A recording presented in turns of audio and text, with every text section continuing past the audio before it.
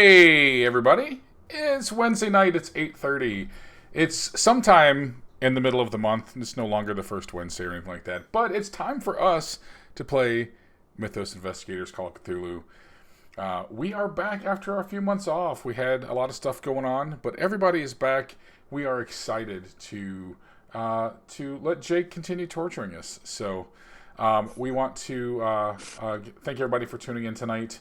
I'll keep this short and sweet before we get going. But this is our intended to be monthly Call of Cthulhu mini-series, the Mythos Investigators, Curse of the Mummy Lord. We are going to be wrapping up this storyline here. Hopefully we'll be back in the not too distant future with more fun stories, but this is going to be the final episode of this story. Again, this is an adaptation of Jake's homebrew D&D Tomb of the Mummy Lord that he has adapted for the Call of Cthulhu, Pulp Cthulhu rules. So we're excited to get this one wrapped up. Before we get started, just a couple things I want to run by. Just a quick programming update. Tuesdays and Thursdays, 7 o'clock Eastern Time here on the channel.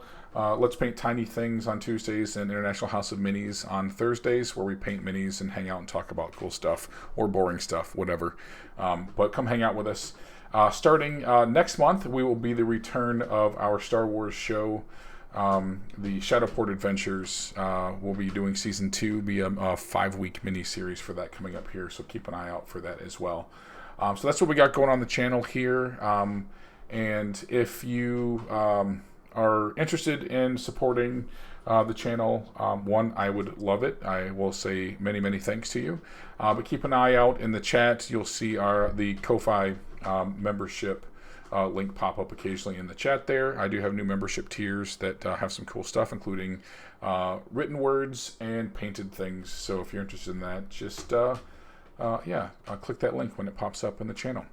And before we get started here, again, just like we always, before we kick off every game here, we just want you to know how important it is for you to be aware of and take care of yourself. Mental health is very important to us here at Mini Terrain Domain and all the channels. If you ever find that you need assistance, you can always come here and either type !help in the chat or just hang tight, because I do have it on a timer. And those there will be several. There'll be a link with some resources that you can link to. I see that it's popped up in the chat here already. The findahelpline.com. If you click on that link, it will take you to a lot of different resources. Mental health is something that, like I said, is very important to us here at Mini Terrain Domain. I think it's very important to talk about, especially considering the subject matter we're about to dive into. But we want to make sure that, while we're playing a game that addresses some of the negative aspects of mental health, we want to make sure that this is done in good fun, and make sure that you have those resources and are getting the help that you need.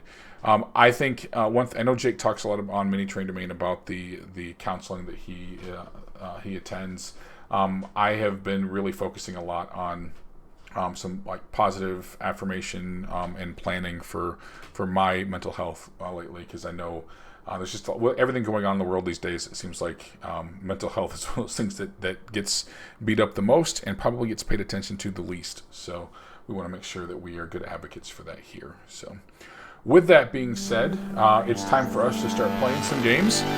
Before we get into that, just a quick warning. This is mature subject matter. We do talk about some dark and scary shit and say some bad words. So if you're cool with that, hang out. And if you're not cool with that, then thanks for stopping by, and we'll see you here for one of the other shows that we do. But with that, I'm going to turn it over to Jake. Jake, do your worst. All right. Thank you for that, Dwight.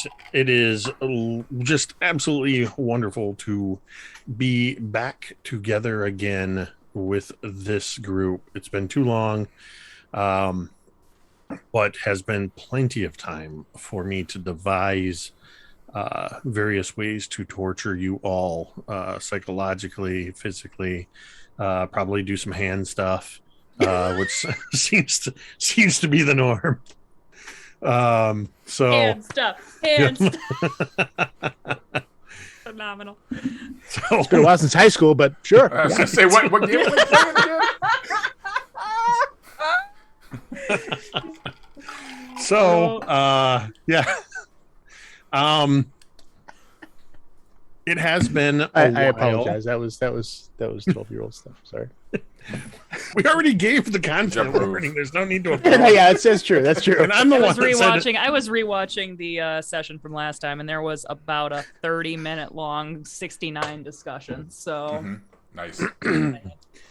Well, All right, it's on brand. Fine. yep, Yeah. it's on brand. It's on brand. this is us. This So is us. it has been a while since we've played. I'm going to set the scene, and I'm going to, similar to the last time where it had also been a while since we played, we're going to go, I'm going to throw it to each one of you to kind of, by way of recap, I'm not expecting you to fully recap everything you've done or that we've done. That's why VODs exist. Suffice it to say, you're in the situation you're in, and I just want us as players and audience to have a chance to peer into your characters' minds to get the sense of their headspace as we proceed. So to set the scene, you had all just emerged from this trap tunnel where gravity shifted. There were spikes. There were, speaking of hand stuff, lots and lots of hands lining the sides. But you emerged into this chamber where you find this massive obsidian door, and engraved in the door are inlaid in gold are these ancient hieroglyphic symbols that Theodore has been translating this whole way along. They're similar to hieroglyphs, but they predate even ancient Egypt. And only Teddy has been able to read them thus far. As you're standing in front of this door, I'm imagining this camera just sort of looking up. You sort of first see behind all of you as you're looking up at this just massive obsidian door. And then the viewpoint changes looking down, and we sort of zoom down through everything, and we land on Blackwood. Blackwood, tell us a little bit about what is going through your mind thus far, and as you find yourself in front of this ancient door. So as he sort of steps in and is looking at this thing, that there's a sort of moment of disconnect where he sort of wonders how he got here, right? It's so unreal compared to where he started. What was it in actual time? A couple days ago, maybe.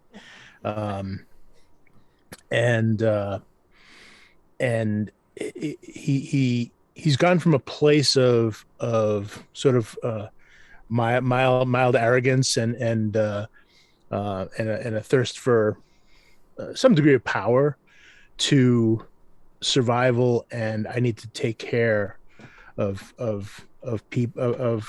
certain people and find my father, and find out, or at least find out what happened to him. And he, as he's sort of standing there, he has this memory that comes up of his father sitting and talking to him about, he was going to be leaving soon to go off on this expedition, and say, when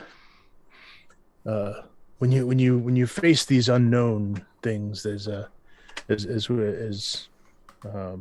as we often find when we look deep beyond the shadows, you must be aware that no matter what happens, you're always you're always yourself. You're always who you are, and you can't lose that. That has to always remain the same, no matter what you encounter and experience. And that sort of comes back to him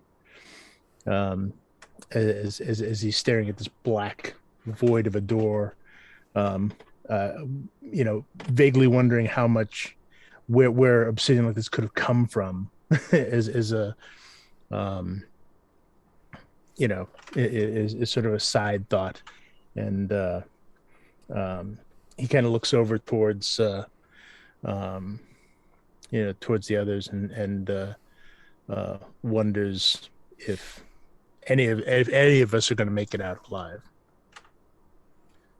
You feel an almost phantom itching on the remnants of your hand where the flesh was torn off earlier.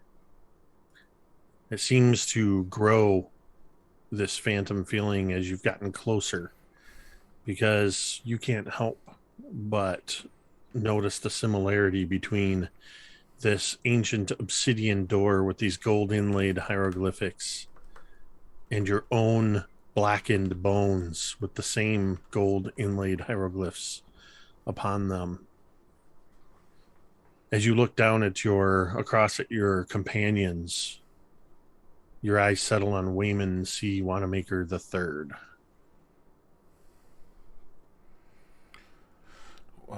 Wayman is he's just hunched over. He's holding, just like pulling his right hand close to his chest, kind of holding it there. It's shattered.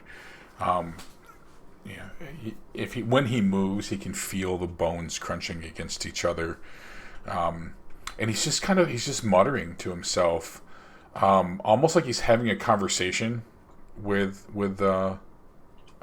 somebody, but there's clearly nobody there. But you can't really make out words. There's just interspersed with the giggles, these just kind of like nervous giggles, and then every once in a while you'll just hear, he says, "None of it matters. None of it matters anymore. It's we're all gonna die. None of it matters." And he's just looking back and forth to each of his companions, just kind of smiling, and then the smile fades away and it turns to anger. And then he looks up at another one and he's smiling again, but that quickly flicks back to confusion. And then after a few minutes of that, he just kind of plops down on the floor and, again, cradling that arm against his chest. Wayman, as you look around, muttering to yourself, you glance over. You see Merid staring up at this door. Merid, as you stand before this door, you hear, "It's your death, you saw. You're almost here." What's going through your head? I am so very excited. I've been waiting for this day for so long. I can't believe we're actually here. I'm about to find it. My goal is right before my eyes. I cannot believe I have done this. And I want to know what is waiting for me on the other side, what treasures are in store, what destiny has given me. We must get in. We must get in now. And she's very excited. And her horrible face, I can't remember if it was all burnt or if it's all cut. I just know right now she's like hideous looking, but she is beautiful. And I turn my beautiful face to the others and I grin, probably with a lipless grin at this point. We're here. We're doing it. We just one more door, people.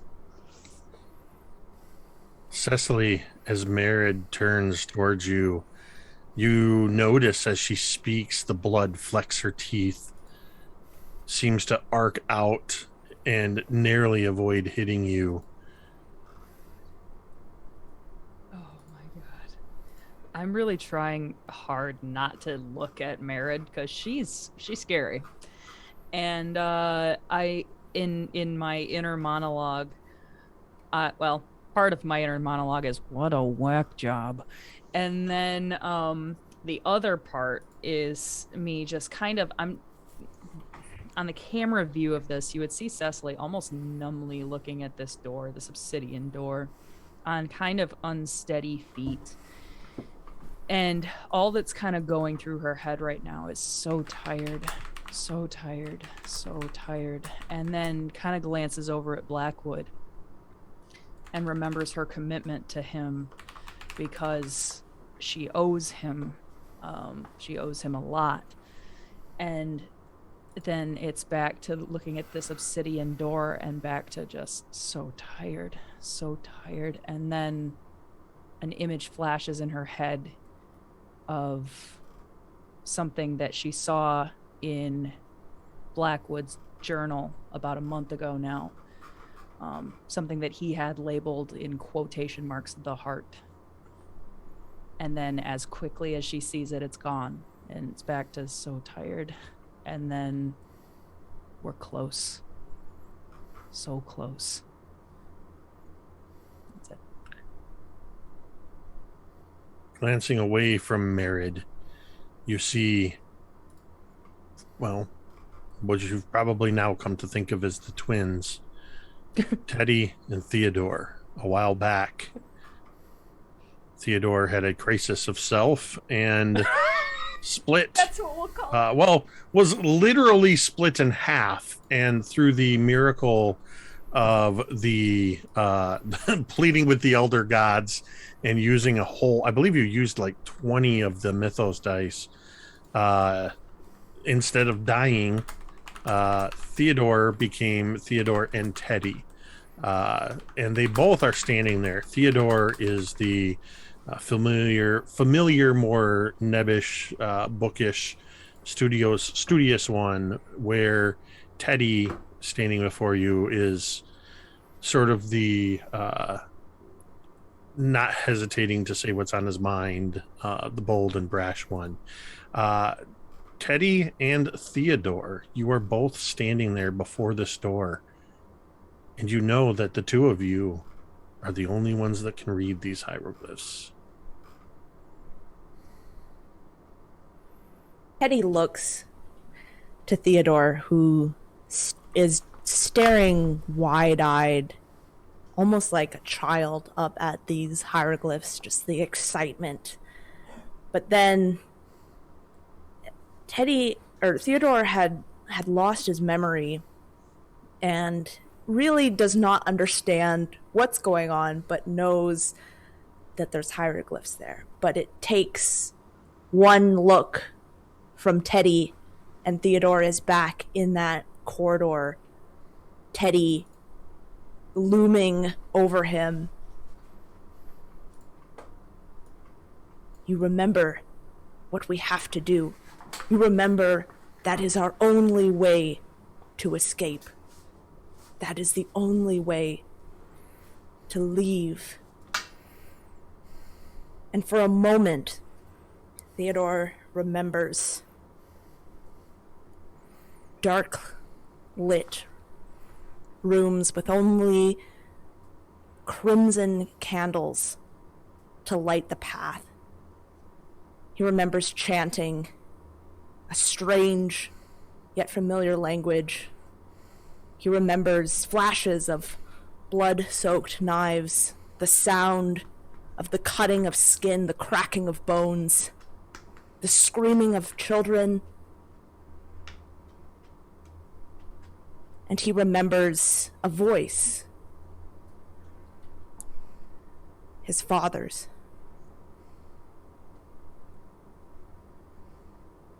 We put you in school for one thing only.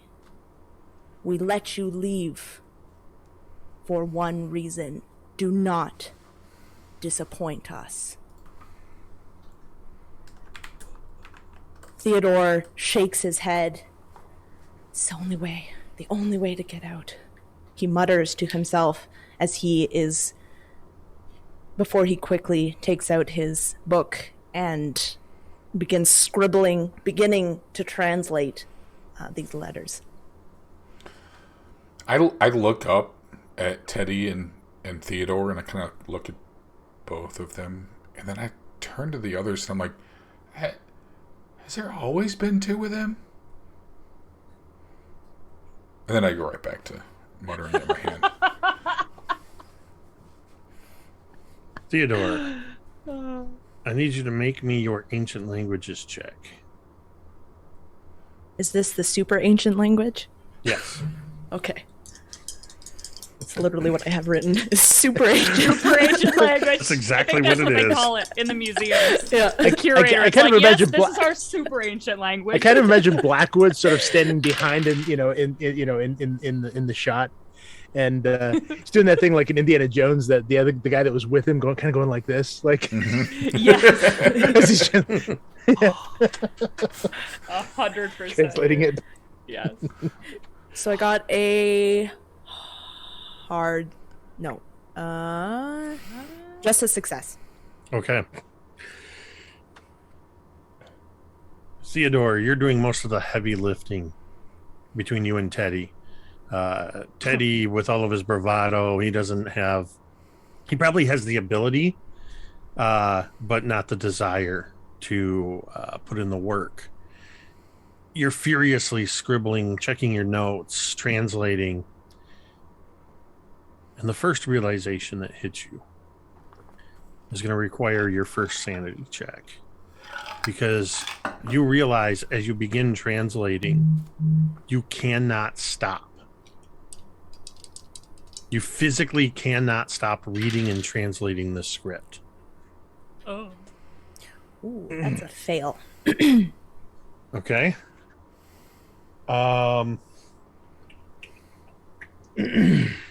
You will take. Holy cow! I got these new dice in the mail, and the D12 just keeps rolling. You take 5 points of sanity loss. Ooh. Okay. As you are reading through these runes, oh my gosh, it's been so long since we played this. Is it When the do you ancient roll on the language? sanity table? When you lose sanity, do you roll on the sanity table? When you have to Alex? make a sanity check, you Well, roll. if someone has already passed their threshold or is insane, then I know then you do then they have that. to roll. But if not, if they lose more than 5 or 5 or more, I should say, then they have to make an intelligence roll. Okay, again, you're using pulp, so I'm not as familiar with pulp, so I could be off base on that. I'm And all of a sudden, I'm like, wait, there are rules. We are playing a game. Right? I was going to say, whenever the hell Rules? you say is when you Yeah, roll I on the was like, table. yeah. So. you are the rules. I just wanted to make sure I wasn't missing something. So for this one, we're not going to do a check on this table because I said it was the first of your sanity checks. Blackwood, make me a spot hidden at advantage, or I think that's perception. That's Is there an perception. insight? Probably It's psychology if it's analyzing a person, Yeah, I would say or it's would spot probably hidden be- if it's it would noticing. Be, yeah, something. it would be more the psychology then. Okay. Because you're standing there behind Theodore watching eagerly as he's translating. You can't read the runes yourself. The bonus that really helped because one was sucky. That is an extreme success. Oh, wow. You notice that as Theodore is writing and translating, you notice Theodore is not taking his eyes off of the runes, but is perfectly writing the translations in his sketchbook and is moving faster than you've ever seen him writing before, without error. When he gets to the end of the page, you think for sure he's going to drift off the page without even missing a beat. The page turns and the pencil lands before the paper does, and it picks up exactly where he left off. Does the page turn on its own account? No, he turns the page. Okay. He physically turns the page, Right, but okay. he's anticipating, like his hand is already moving to turn the page. but he's still Okay. It's just this clockwork precision that you've not seen from Theodore before. Yeah. but he's probably seen automatic writing before, which is very similar. So he's probably familiar with the process of channeling, channeling another entity, and that's at least that's how he sees it. He sees it that there's another entity being channeled through Theodore at this point, and he needs that information.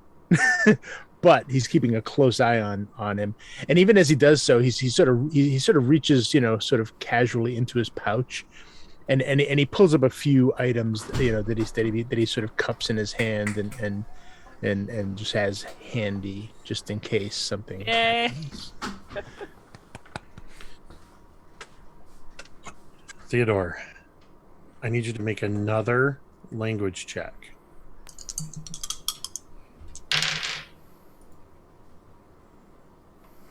That is an extreme success. Oh, what? You even get subtext, symbolism. Teddy has been standing almost aloof, impatient, waiting for you to do this.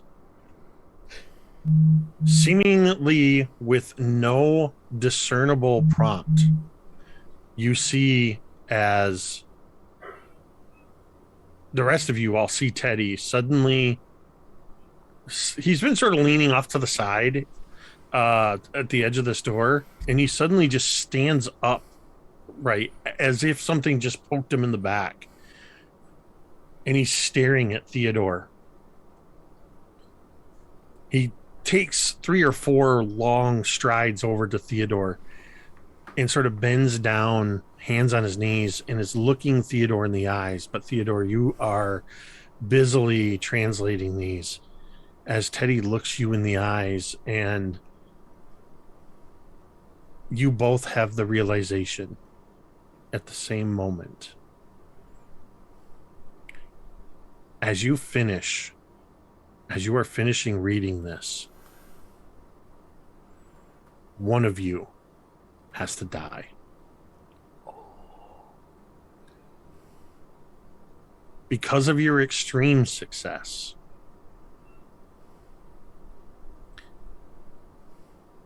if you do not wish to sacrifice Teddy, Oh no. you can make a sanity roll and sacrifice one of the others.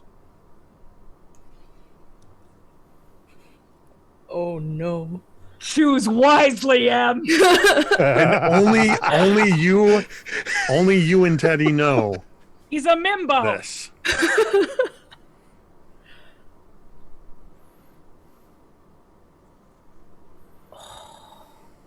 I just imagine, not to take your agency away from Teddy, but I just imagine as Teddy's leaning in really close to your ear, he's just going, "Don't you dare, you motherfucker. Don't you dare."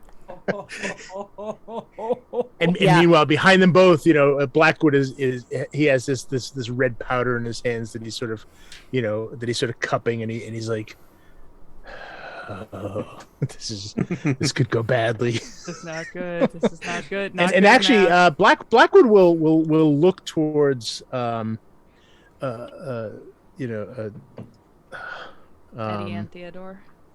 What's that? Teddy and Yeah, he's gonna look towards both of them, and he's gonna try and sort of figure out which. He's probably gonna have to do something to Teddy, because he needs Theodore. As I see Blackwood kind of starting to study Teddy and Theodore, I move to what is, as Blackwood has turned, I move to Blackwood's side and am kind of watching the same scene play out. Psychologically, all of you just pulled out guns and are pointing them at each other. Oh yeah, absolutely. I just realized. Well, okay. So Theodore. Ever since I have married a question. six mummies on us, where I've been on edge. So Teddy reading this, does he have to do something? Nope. Or Theodore reading this? All you have He to just do has is to make think the it? you know that you are nearing the end of the translation. A sacrifice has to be made. If you don't choose, you will sacrifice yourself. It has to be you or Teddy, or you can make a sanity roll and then or you will make a sanity roll, but you can choose somebody else. Okay. So, Really Theodore nice to you too. Theodore looks to Teddy, and Teddy is grinding his teeth. You see him looking, flexing his hands, and just shaking his head. And Theodore says, "I'm sorry," and just starts like continuing to write. And at that, Teddy is going to be, "You son of a bitch," and is going to try and kill Theodore. Okay, so you're choosing Teddy. Theodore is going to choose Teddy. Yeah. Yes. Okay. I'm gonna say I will let Teddy make an attempt to what is the, I guess it'd be power, would it be, or I've got the character sheet up here. I'm Probably a power check. or would it Power. would that be unarmed? Power is when you're kind of competing against another person generally. Well, and I think because there's a psychological element, I'm gonna have it be a power. It's willpower, yeah. So Yeah. Also, one second. I forgot to bring up my talents, but I have a talent for power. 1 second. It's called strong-willed.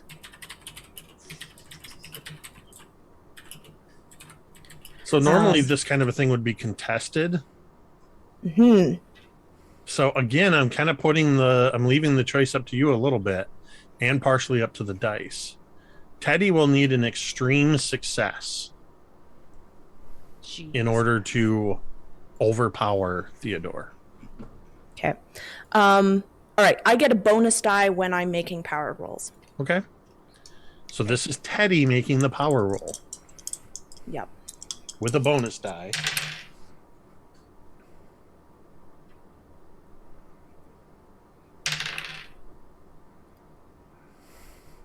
Oh no.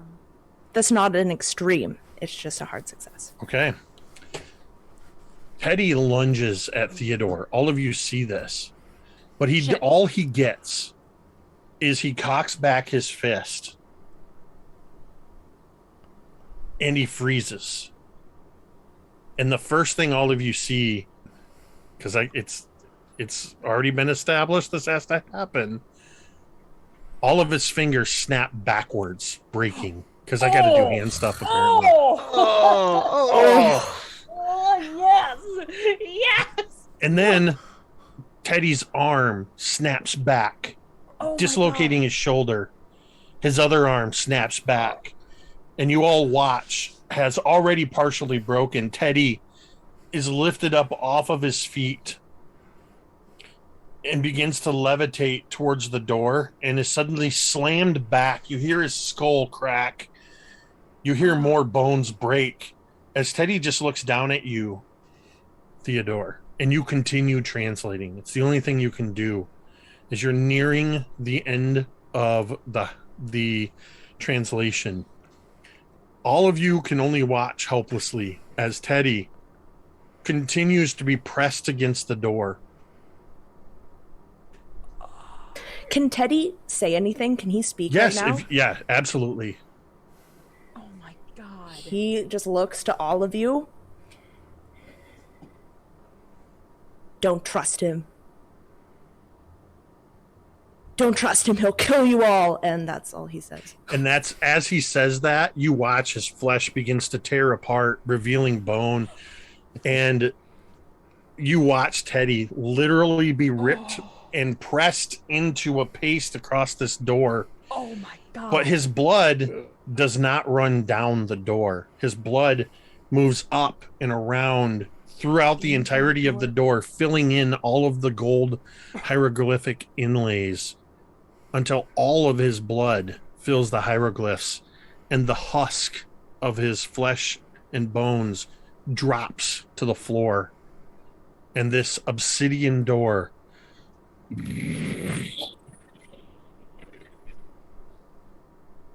begins to rise upward. And Theodore, you snap out of it. You've been aware of everything happening, but you suddenly are able, you've reached the end. There's nothing left to translate. I'll give you all a moment as the door is raising. I moved to Theodore, who I'm Yeah, Blackwood does too. He And I'm moves like- at the same time. I kind of slowly put my hand on his shoulder, and not kind of wanting to startle him because he's just snapped back. I'm like, "Are you okay? Are One had Blackwood to said, die. Blackwood whispers, "You did the right thing." oh my god, I kind of feel like all of you should have to make sanity rolls for that too. Yeah. By the way. Oh yeah, absolutely. yeah, that's Yeah, fair. Yeah, okay, yeah, Sometimes I forget Ooh. about the that part of Cthulhu. Success. I failed. Failed. Yeah. Yeah. I just saw Also a man failed. smushed. I just Success saw a for man Blackwood. smushed. Uh, Very hot man. Which is if you a tragedy. failed, you take 3 points of sanity loss. I don't have much left. Good. Anything for I I success? bet you or- got more than me. Is there usually a? It depends. For really intense things, success can mean like 1 or something like Oh that. wait, you mean like one, like a regain? Or No. No. Like some sanity loss, it's like 0, and if you succeed, and a certain number if you fail. But sometimes if it's really intense, like if you see Cthulhu himself, then it's Oh, 1d10 yeah, I got what you're for saying, yeah. success and d100 for failure. So it's Jesus, Yeah. Jenny. so but that's up to you as a keeper. So no, I'm rolling. Yeah, I'm rolling way off here. So that 3 would be to the success. We're gonna flip it here because this is the finale. Okay. So the 3 is if you succeeded, which I think was Gotcha. only Blackwood. If you failed, you have Alex to thank for this. That was a lot of luck bones. It's 37 points of sanity loss. holy shit! well, I'm insane. Yeah, that's. 37? I'm nothing. 37? Left. Yeah. If you have luck, you can have Don't it. forget your luck. Use your luck. How You much can- left? How if much you left? have if you have 74 luck, you can have your sanity. So I have 53 luck, and I only had 5 sanity left, so it doesn't really matter. Okay, you're not the only one going insane. So. Wait a minute, you're with me. Yeah, I Having can it, spend I'm that. I'm done. Yeah. 26, and I can have it.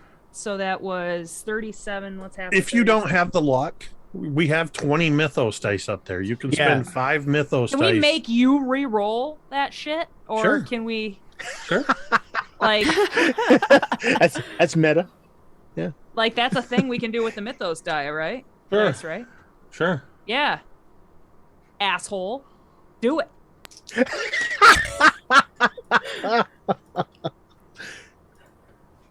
Could be worse though.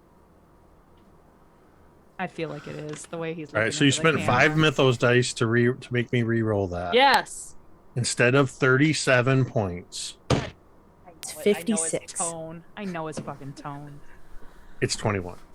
Oh, yay. Good. All right. So, okay, wow. So I'm So- down to 23 luck. Who's I'm good at wait? 10. Wannamaker's out of sanity. Yeah. Roll me a D100. 49. I'm good. Okay. Oh boy. I am also lacking sanity. Okay, roll me a D100. Still sane, y'all. Oh, Guilty. God. Still there. Still there. Wannamaker. Jesus. Wow. Whatever shred of true piety you had, belief in a singular God, belief in the blood of Jesus and all of that, that one shred becomes the most important thing to you right now. Your base religious ideology is your last tendril of sanity that you are grasping onto, and it manifests. So when think of yourself when you were that young fire and brimstone preacher before you became fully corrupted. That part of you is now starting to manifest. I stand up out of the corner, and I dust my suit jacket off, and I reach up and I straighten my collar, and I lean down into the dust, and I'm gonna guess there's probably like the dust and ashes of like bones and that have rotted here over hundreds of years. But I reach down and I dip my thumb into it, and I reach up and I just make an ashen cross on my forehead, and I turn to Merritt. Kneel and repent before the one true God, and we will make it from this place. And I turn to Cecily and I say, repent! Repent, child. Get your hand out of my face. And I, like, does he have, oh, Jesus. Did you say he has, like, a crucifix of some sort? Is he, No, like, being a... I just put because the crucifix was what I gave away. He actually did himself. Mm-hmm. Yeah. Mm-hmm. Okay, right. And at this point, I have my gun out, and I'm like, okay, we need to continue the adventure because this is really going downhill fast. Merritt, what was your D100 roll? Oh, shit. 20. 20? Yeah.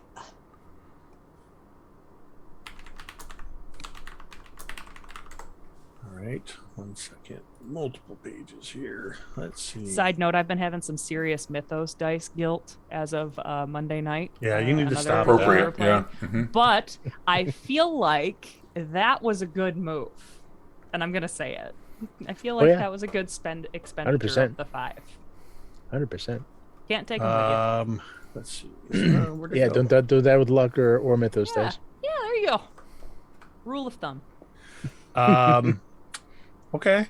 And hands. You begin exhibiting what is called Brooksomania. You are compulsively grinding your teeth now. But because of your already disastrous state, anybody can see and hear you grinding your teeth, and they are physically cracking. Oh, God. As you I can imagine like the blood is starting to like drool out because I'm literally chewing my face. This is giving me the heebie-jeebies. This entire Gross. campaign, you guys have all been like, yeah, Jake's not too bad with this Cthulhu stuff until we get to the finale. Yeah, But you've had freaking 4 comes months to out. cultivate this shit. that's Yep. fair. Yeah. This is what happens. And make myself more beautiful. Ooh. Wow. I'm looking frantically around, and I look at Blackwood. How does Blackwood seem? Like, if you had to put a number on it. Blackwood is alarmed, but he turns to Wyman and Wayman rather, and says, "Hang on, Why, man? Wyman or Wayman," and says, "If there's a devil, he's beyond that door."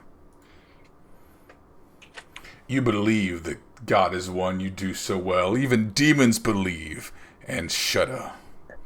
Absolutely.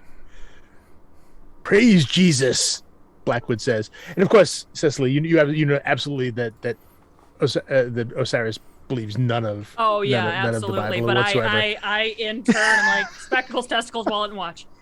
Yeah, right. Exactly. If the devil is beyond the he may look at you and look like I'm not a believer either. we're in the game now. We're in the end game now. 100%. We're playing this hand we've been dealt. I am on board.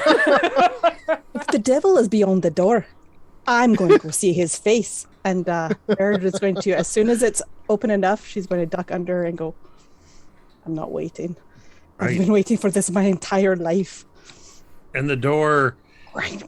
the door continues to rise upward.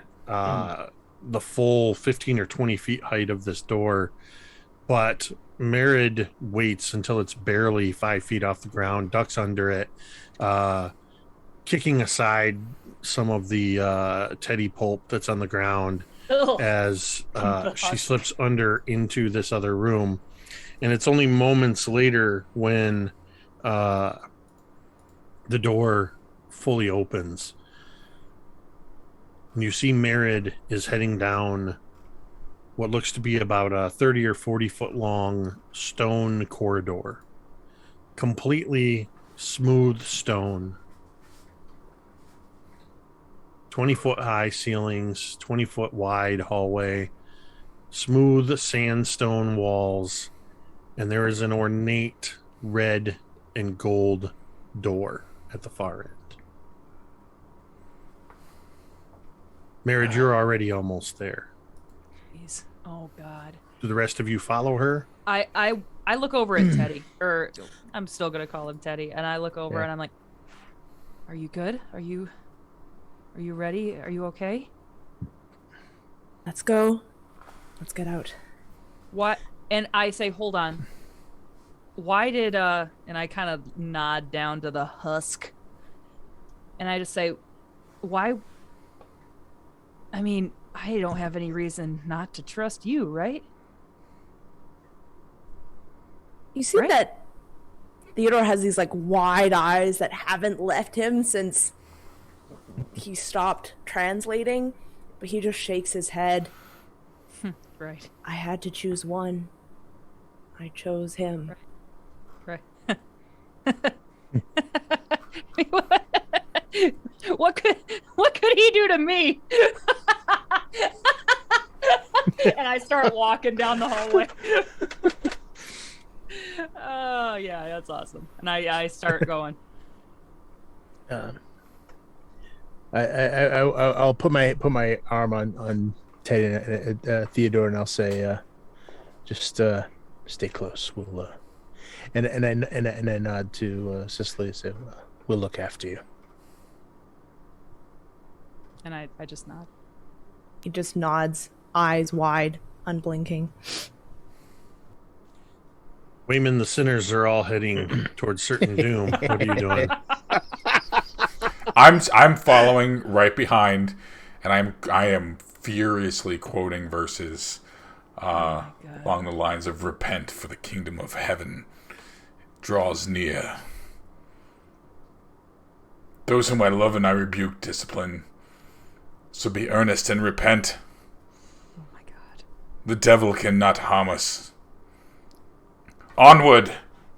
As we continue to walk, Cecily's like pinching the bridge of her nose. She has a migraine.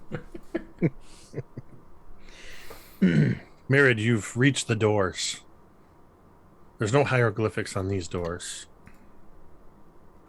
As you're this close, you just see that the gold, there's gold banding on these doors, and there are intricately carved gold handles that look as though you could simply pull on them and open the door into the next room.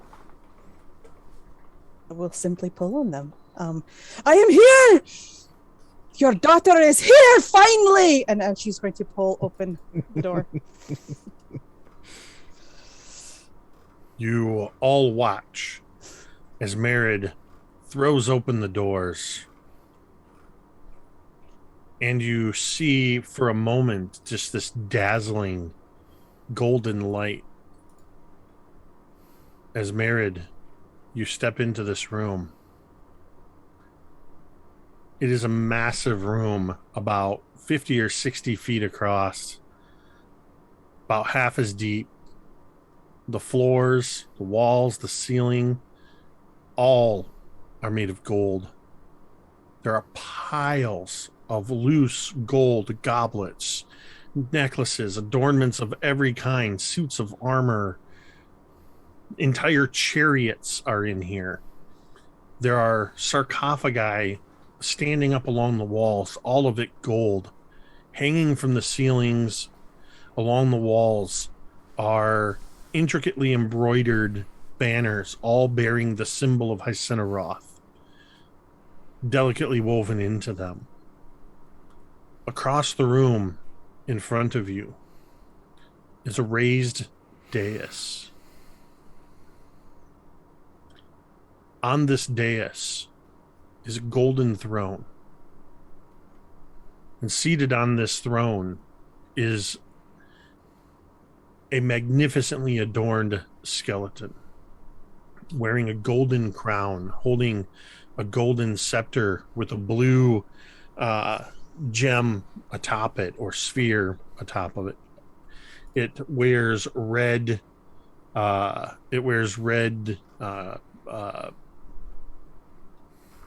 can't think of the word. Like a sash and cloak. Next to it, propped against the throne, is a massive sword, gleaming of silver and gold inlay. Treasures abound all throughout this room.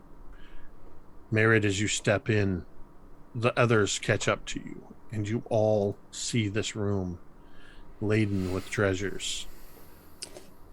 Everybody make me a spot hidden. And while you're doing that, Merritt, go ahead with whatever you were going to say. Okay, so first spot hidden is a hard success. Okay. I'm gonna spend 2 to get a regular success. Gonna spend 2 to make it a hard success. And Merritt is basically like not even focusing on the wealth in this room. As soon as she saw the dais and the golden throne and the man in all his glory sitting there in his regalia, she is awestruck. And without hesitation, she approaches the man on the throne, stops at his feet and bows. Well, I am here, sir. that's Yeah, what you I get that. intend. That's what I intended. Yes, that's what she intends to do.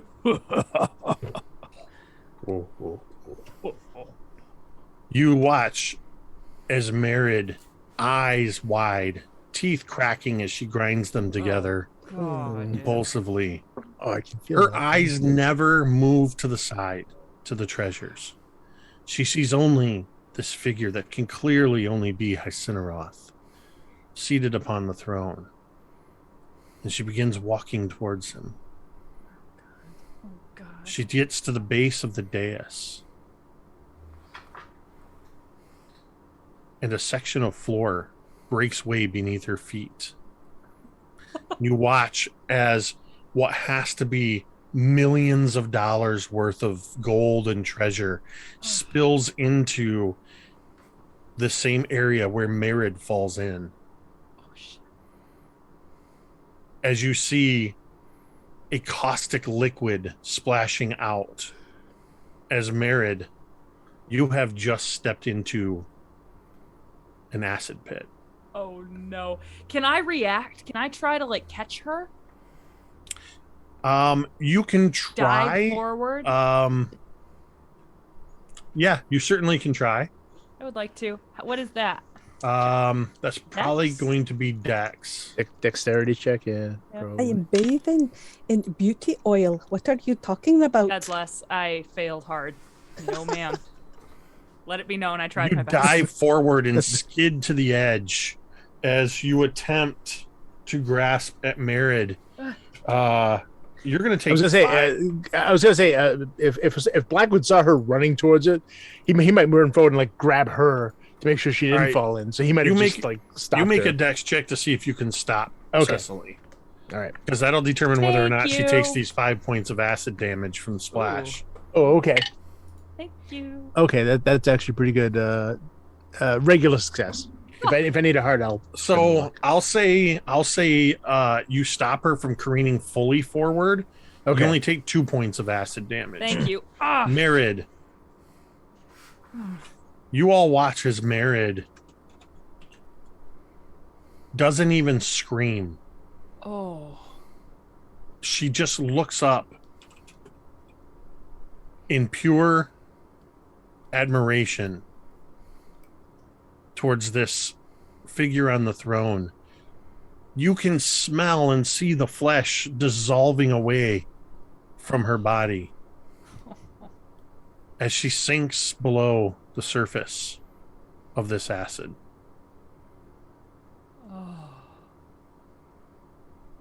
Oh God. Oh shit! And I like scramble back away from it, and I'm like, and I kind of like I stop when I like am near Blackwood, and I'm like, holy shit, holy shit, holy shit, holy shit, and I'm like hyperventilating, and I am looking around at the others to see their reactions. Theodore is not looking. He is looking for one thing and one thing only.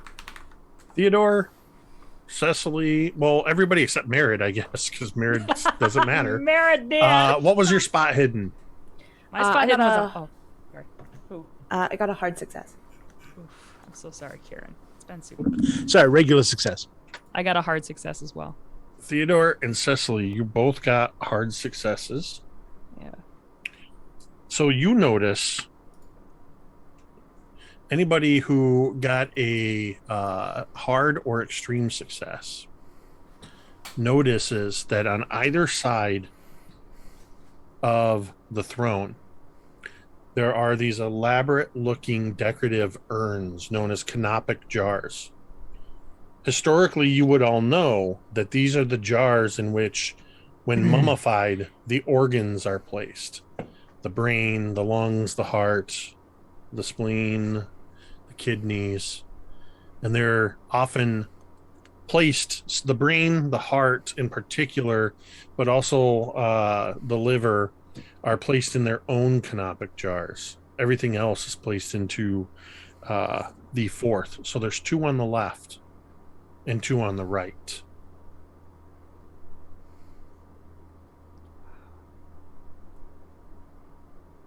Are they identical jars? Is there any kind of markings on them that we can see from where we are? You are some 35 feet away Oh, Jesus. from these jars. You can only see they're probably about 18 inches high, maybe half as much in diameter. They've got these ornate, almost skull-looking toppers on them. I turn to Blackwood and I'm like, we gotta cross the room. How do we make sure that we don't? Do you think you can hit the? Do you think you can hit those jars with your pistol? Oh, and I pull out my pistol. I'm like, damn right I can. And I pull out my gun. Theodore is going to grab Cecily's hand. Arm. Blackwood is going to grab Theodore's hand. And team. We're all holding hands. Meanwhile, Wayman's over there. I have moved over to the acid pit, and I've kneeled down, and I'm starting to pray the Lord's Prayer over the remains of Merritt. Oh, I don't do this, but for a fleeting instant, Blackwood thinks like. In my mind, I'm just thinking, oh, I'm afraid your friends down there in the mummy's tomb are walking into a trap. I'm afraid it will be quite operational. Oh boy. So I think there's some opposed dexterity checks happening here. Right. As first Theodore, you're versing Cecily, right? And then do that one first. Then Blackwood, you will have a bonus die because Theodore is occupied going for Cecily. Okay. Well, he's not going. He just wants to kind of reach over, right? And, you're not grabbing my gun, right? But you still have to be able to grab the gun without Cecily stopping. I don't think he's even grabbing my gun. He's just getting my attention. No, I'm just grabbing. I just want her attention. Yeah. Oh, okay. Well, that's okay. Less exciting, but. Yeah, sorry. It's only 9:30. Well, yeah, but again, Blackwood doesn't know. Blackwood doesn't know that, so Blackwood is still gonna try and get a hold of Teddy. So I failed. Theodore, rather. Sorry. So Theodore, you're able to grab hold of Cecily's hand. At the same time, Blackwood is attempting to. Yep. Let's see. It's either a 14 or an 84. I think I'll take the 14. That's a hard success. Nice. So what do you have, Theodore, for opposing that? I failed. Okay. So Theodore goes to reach out and sort of. You just barely get a hand on Cecily when Blackwood. What? How are you stopping Theodore? Well, basically, I like Theodore. I really do, and so I basically try to grab his hand and stop it from grabbing Cecily. See. So now I just picture you're all like putting hands in, like go team. Whoa! What the hell are you guys doing? As soon as they are like handy, I'm like, what are you? What? And I kind of like have my gun like out and up, and I'm just kind of like looking back and forth between them, and then I look over at Teddy. Yeah. If I realize at this point that Teddy wasn't gonna like try to like grab Cecily like in a violent way, I stop and say, "What is it? What are you doing? What's happening? You can't shoot that." Have you seen what's happened recently? Away. We can't. What is going to happen if she shoots it? We don't know. We don't know what's going to happen. Look what happened to Merritt when she was so brash and just went walking right on in thinking everything was going to be fine and fell into a pit of acid. What happens if you shoot that thing and then all of a sudden he's just getting very flustered. I kind of look over at Blackwood. And I kind of look back at Teddy, and I'm like, for the record, I just want you both to know, I definitely could have hit those from here. I have no doubt, but I trust Theodore's judgment here, and I want to know what you really think. Well, Teddy didn't think this far ahead, and he just kind of looks around. I kind of like whap Teddy on the chest. I'm like, be confident now. You have that jackass in you somewhere. Yeah, Blackwood's face kind of softens, like, it's all right. I just need to know what you genuinely think. We've all been through. And he kind of looks back at almost like their path getting here. We've all been through things. We're all working on very flimsy knowledge of what's going on here. And very flimsy bones. And, yeah. We don't know what will happen if we shoot them. We don't know what happened if we don't. Maybe it would be better for us to turn around right now and walk out of this place, picking up a few gold trinkets on the way. But yeah, I think Theodore just shakes his head. No. I think we're meant to be here, but it's like a puzzle, like every other room. We just have to figure it out.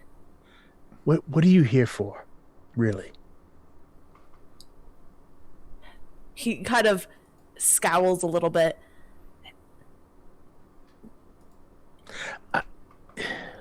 Maybe this will help. I'm here for my father.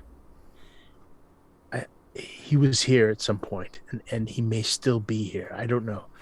Maybe his body is somewhere in this place. Maybe it's at the bottom of that pit that the unfortunate Merritt fell into. But God rest her soul. Whatever. The point is, I'm here to find out what happened to him. And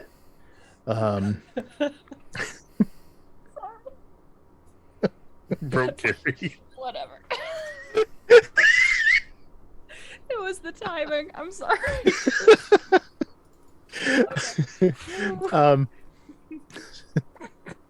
and Celia, and he accidentally sort of uses her real name. I kind of shoot a look over at him. He doesn't notice because he's focused on Theodore at this point. Is here because of me, and I need to make sure that she makes it out safely, and I want you to make it out safely, but I need to know why you're here. What do you want from this place?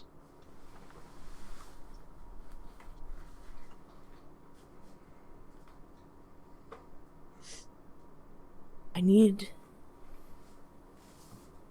You see that that Theodore is like kind of looking, and I almost imagine that Theodore still hears Teddy's voice.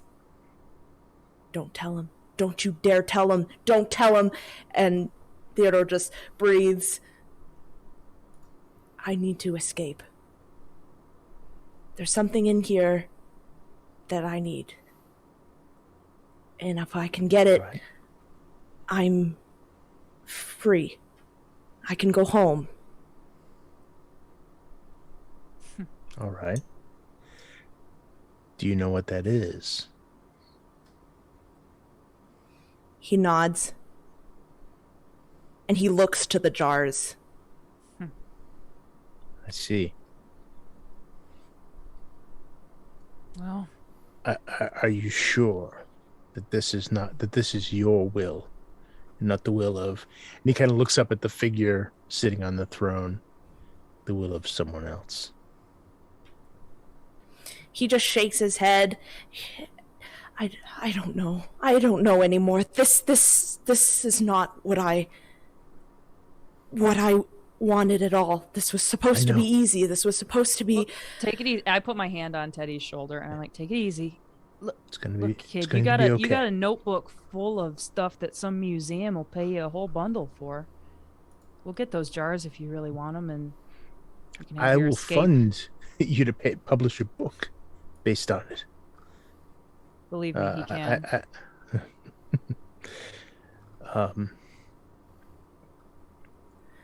Okay. But, Oh, And but I kinda- that means at we, that but point, that I means we put need my- to make it out of here alive. I put my gun away and I'm like, all right. So how are we gonna get the jars? Theodore looks to Wayman. Everyone turn. I'll avenge those who poison and destroy my brothers. And you will know my name is the Lord. Wayman L. Jackson? I'm sorry, what? I said Wayman L. Jackson. I know what you said. Say what one more Say what time. again? Say what again? What ain't no country I ever heard of? Wayman.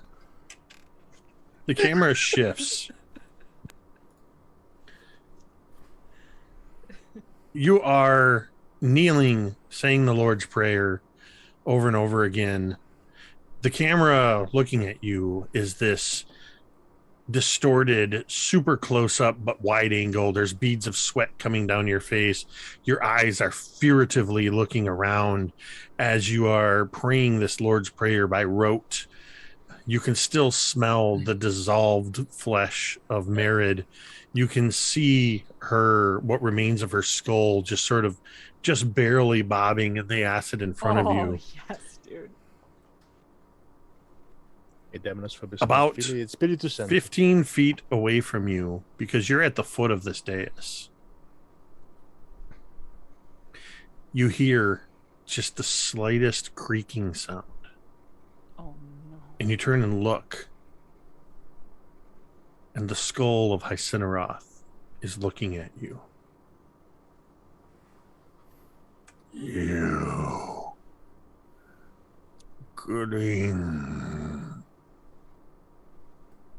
to a worthless god. Oh, them's fighting words, boy. Hitchcock pullback. Jesus. Oh my god. Depart from me, you cursed wretch. into the eternal fire prepared for the devil and his angels.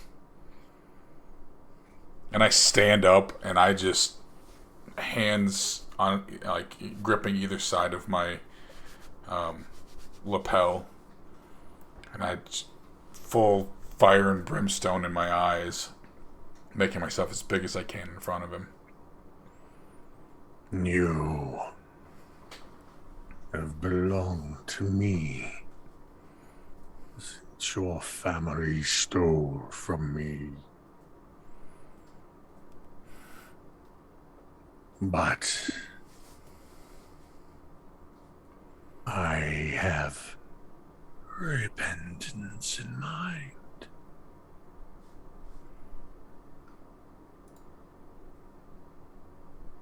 Looking up at this skull, I would like you to make a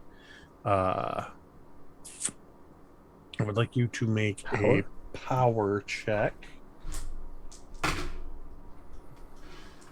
That is a hard success. I'm sorry, no, that is an extreme success. Oh, nice. Get him, Gators. Let's go. Nice. Don't ever say that in front of me again. I apologize. Go Go dogs. Go dogs. Whoa. What you see, Wayman, as you look into Hycineroth's eyes, you see first that the claim that he has just made over you because of your family, you know that has been broken. When you returned that crucifix, you broke any true claim Hycineroth had over you. But you also see Hycineroth has plans for you. He can't make you take them. But as you look into his eyes, you see this sort of, you're staring in, and then we just sort of into your vision, into your mind, and we see through Hycineroth a potential future for Wayman C. Wannamaker III. Some 80, 90 years in the future, an elderly Wannamaker lives in a city of stone and steel and glass, high up in a building that rises far into the sky. Stop it, dude. Amazing. You see one building surrounded by dark mists. And as the camera pans in towards a window of this high-rise building, you can just make out massive forms arcing through, almost coming into visibility and then vanishing into the mists. As we see a decrepit old Wayman C. Wannamaker III in his condo,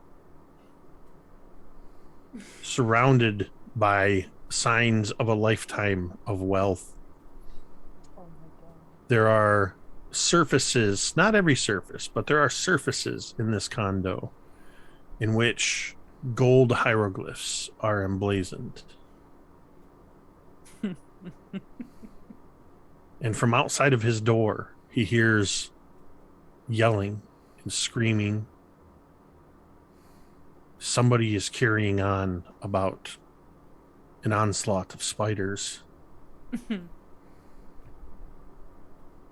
You hear what you think is the unmistakable sound of an aluminum baseball bat striking a wall, and somebody is complaining about their father. And eventually you see, though you didn't hear anything to tell you to do so, you look and you see that annoying white-haired, barely out of teen kid falling past your window. Master. I have plans for you. Wayman, I stand there for a moment, and this image goes through my mind, and it butts up against this shred that I was holding on to of my quote unquote faith. But it quickly is pushed aside because in my heart of hearts, I've always known that faith, that preacher mentality was always a means to an end. It was a means to gain power and control and notoriety and wealth to an extent. And that was the only thing that I had left a moment ago, but now it's replaced by this promise of decades of wealth and notoriety and power. And I turn around with my back to the dais, facing the other three. Well, hello there.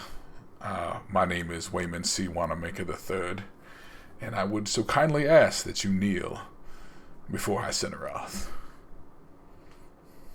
You all see etched across Wayman C. Wannamaker III's flesh ancient hieroglyphs emblazoned in gold before they slip below the surface of the skin. Wayman, you can feel the gold etching itself into your bones. Roll me a D100. Shit, dude. Can Theodore read any of these hieroglyphs that pop up on his That's skin? a great question. Can you read them? Can I, does he get, any idea of what they are? Go ahead and make me a super ancient language check, but Would you like to know what I rolled? You're going to need an extreme success because it happens quickly. Yes, I would like to know what you rolled. I rolled a 69. Nice. That is your new sanity score. Nice. Ooh, that's pretty freaking good, dude. Uh-oh, Scadios. I got a hard success. You can't tell what they say exactly. I have no luck. I do. I have 10 that's right. luck. Yeah. Yeah, that's right. You do have luck, yeah, there sorry. are Hang on to it, 17. bro. Hang on There's to it. 17 Mythos Yeah. dice. Yeah, I really want to know what he's going to say. Yeah. Do it, What- dude. Yes. Is that 5? So I'm going to re-roll. Or Is it reroll or How make? does I think it's 5 to make it to upgrade the success. You level, can isn't upgrade it to an Oh. extreme success for 5, yes. yeah, Yeah, do I'm gonna that. do that. Yeah, I'll upgrade it. Okay. We're in the end game now. Yeah. Use them. Yep. Yeah. Yep. This is the time. Theodore, you see Time. it. As before they slip beneath the skin, you read enough of what's visible to realize that Wayman has made a pact with this ancient elder evil. And Wayman is indelibly marked by this evil. Wait, did I just become a warlock? Pretty Does much. it- Yeah, I think Does so. it, Pretty much. does it rhyme with Bayernathatep? That's a great question. That's a great question. Is it? Theodore looks to Blackwood and just eyes wide with fear, and this is not good. Cecily looks to Blackwood, eyes just wide with fear, and goes, "This is not good." Blackwood looks to Cecily and says, he says, Celia, take Theodore Oh and run. no! And he's gonna cast the sand towards Wannamaker. What a fucking stud, dude! Oh my god! He's casting Incinerate, which is it's a contest of wills, basically. Opposed power rolls, All right. Now, so basically, I'll just give you the gist. I take a heavy sanity hit. I cast 6 magic points, and it's a living being, which he still is. Opposed power rolls. Success. The spell inflicts 1d6 points of damage per round as the target's metabolism accelerates, generating incredible heat In the first round, increased temperature and flushed complexion. By the second round, target sweats profusely and blisters. By the third round and fourth round, internal fluids begin to boil, and the target writhes in agony while coughing up steaming bile, blood, and bits. Blah blah blah. Suck it, Wayman. Witnesses of such a demise calls for a sanity roll. Why? Okay, so it's pretty brutal. So yeah, Wayman I'm- and Blackwood are opposed power checks. My power's 85, so I got a good chance. My power's 65, so let's roll. All right, let's roll. Let's do it, bro. Come on, Alex. No. Well, I got 95, so I'm gonna spend luck. Yeah. To make it a success? Yeah. Or okay. Well, I'm actually. You know what? I was gonna say maybe then you make it a success with luck and then spend an extra however many Mythos dice. Hang on. I gotta see how much luck I have here. See, so I got 91, 85. Yeah. 80. What'd you get, Dwight? Just waiting to see if I know Alex he is, succeeds that's or why Yeah, not. I'm gonna use enough luck to get a hard success. Okay. Because So, of course, if there was a failure, there's also the old failed the spell table. Well, yeah, too. no, I'm not failing this. I saved my luck for a reason. By the way, does that hand help me at all, or I don't remember? Oh yeah, the gold. Oh yeah, I think we backbone had hand. determined that you had a bonus die when casting. Ooh, I will. Ooh, Thanks for I will reminding me. roll I think that- we had that- actually. I will roll that bonus die. come on. Well, that's better.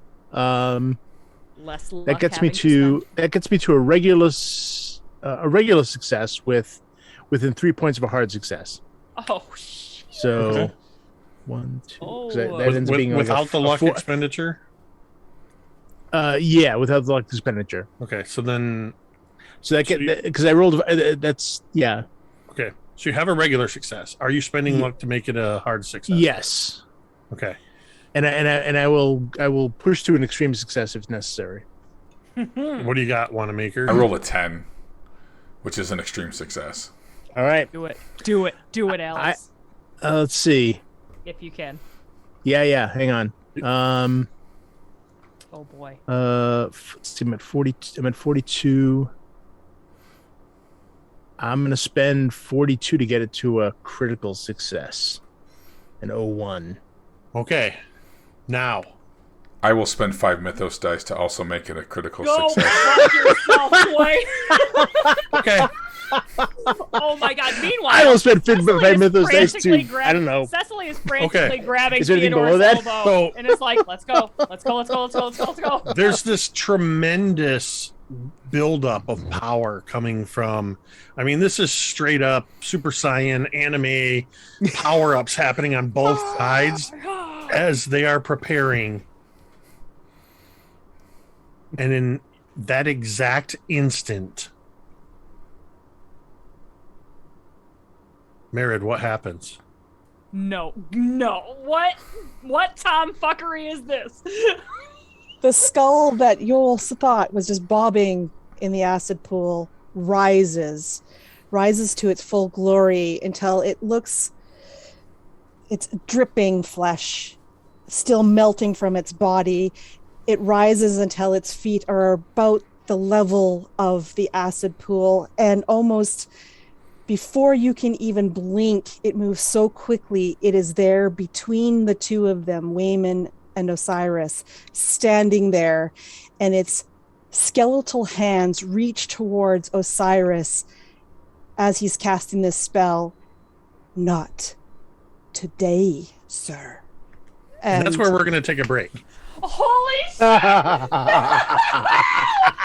Oh my god! We As soon- are leaving. We are fucking as soon leaving. I will as turn this Merit's- van around. As soon as Merritt stepped into the acid pit, I'm frantically typing, "Don't go anywhere. You're not dead yet. You still have a moment to shine." I knew it. I knew you wouldn't let Karen sit there for 2.5 hours. Yeah, or we've been whatever. waiting 4 months for you to die in the first scenario. No. Oh, Oh, man. my All right, well, God. Yeah, we're gonna go ahead and take our break, Dwight. All right. Yep. Cool. We'll be back in about 10 or so. We'll see you soon. Don't go nowhere.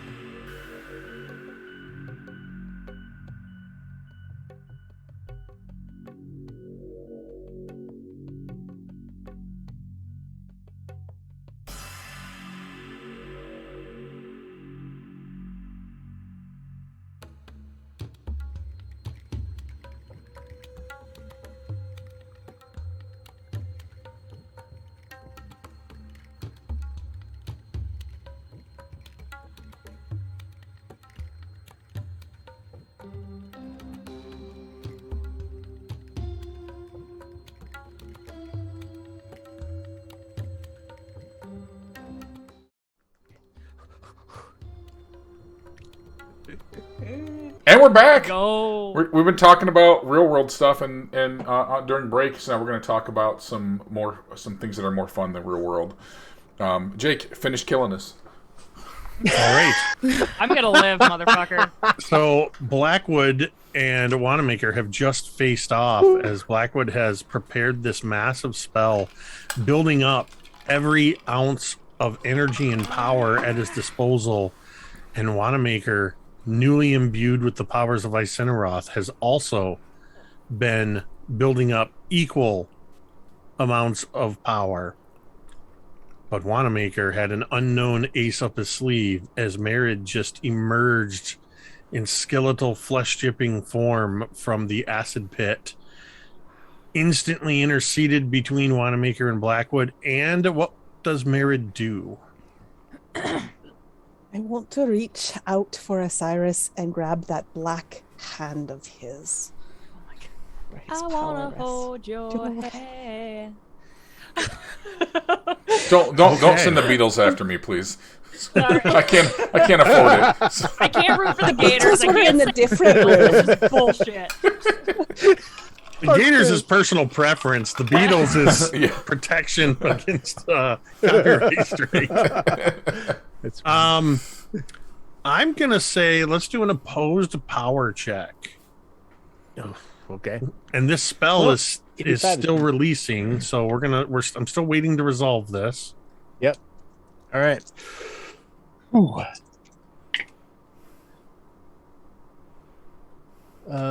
26. That is a hard success. Nice. I'm willing to spend luck to make it an extreme. Yeah, I got a 14, which is Oh my God. a hard a hard success, and I'm also willing to spend luck to make it. You Ah. worse. Okay. Well, I'm ready let's to see. go all the way down and make it critical, because why Yeah. not? I was gonna say 26. I will make it a critical as well. Tire her out. This is like a freaking Rocky movie. Okay. So let's see. Hold on. I gotta do math in my head. Hang on. He might combust. Everybody Yeah, watch. almost. This is great content. It is. Okay. So okay, got it. All right. So yeah, I will make a critical success as well. Holy shit. So Oh my God. And all this time he's shouting, "Take Theodore and run!" I am Cecily pulling and Theodore need to make sanity checks. There's too much power being slung around here, even without the spell fully taking. I'm guessing with this power going back and forth that like you watch as Blackwood's clothes begin to smolder, and Oh yeah, and- there's more and- coming.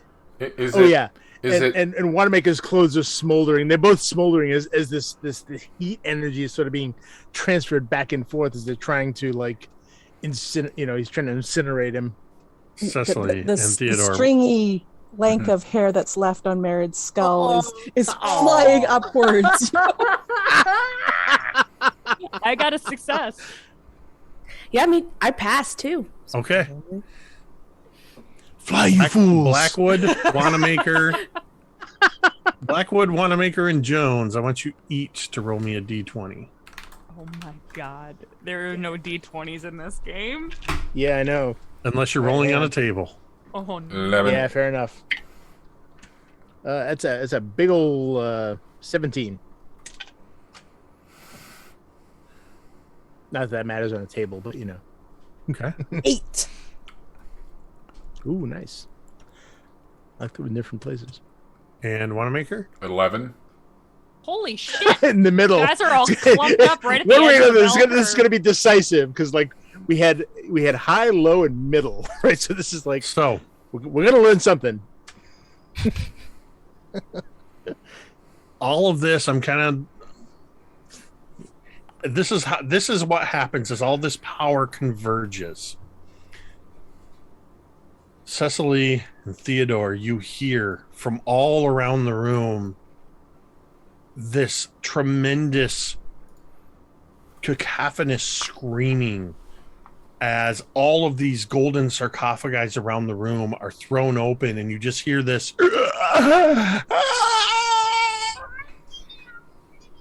screaming as these ghoulish creatures grabbing at their ears and their faces, ripping the flesh away from their faces. They all come out. There's dozens of these things emerging, screaming loudly.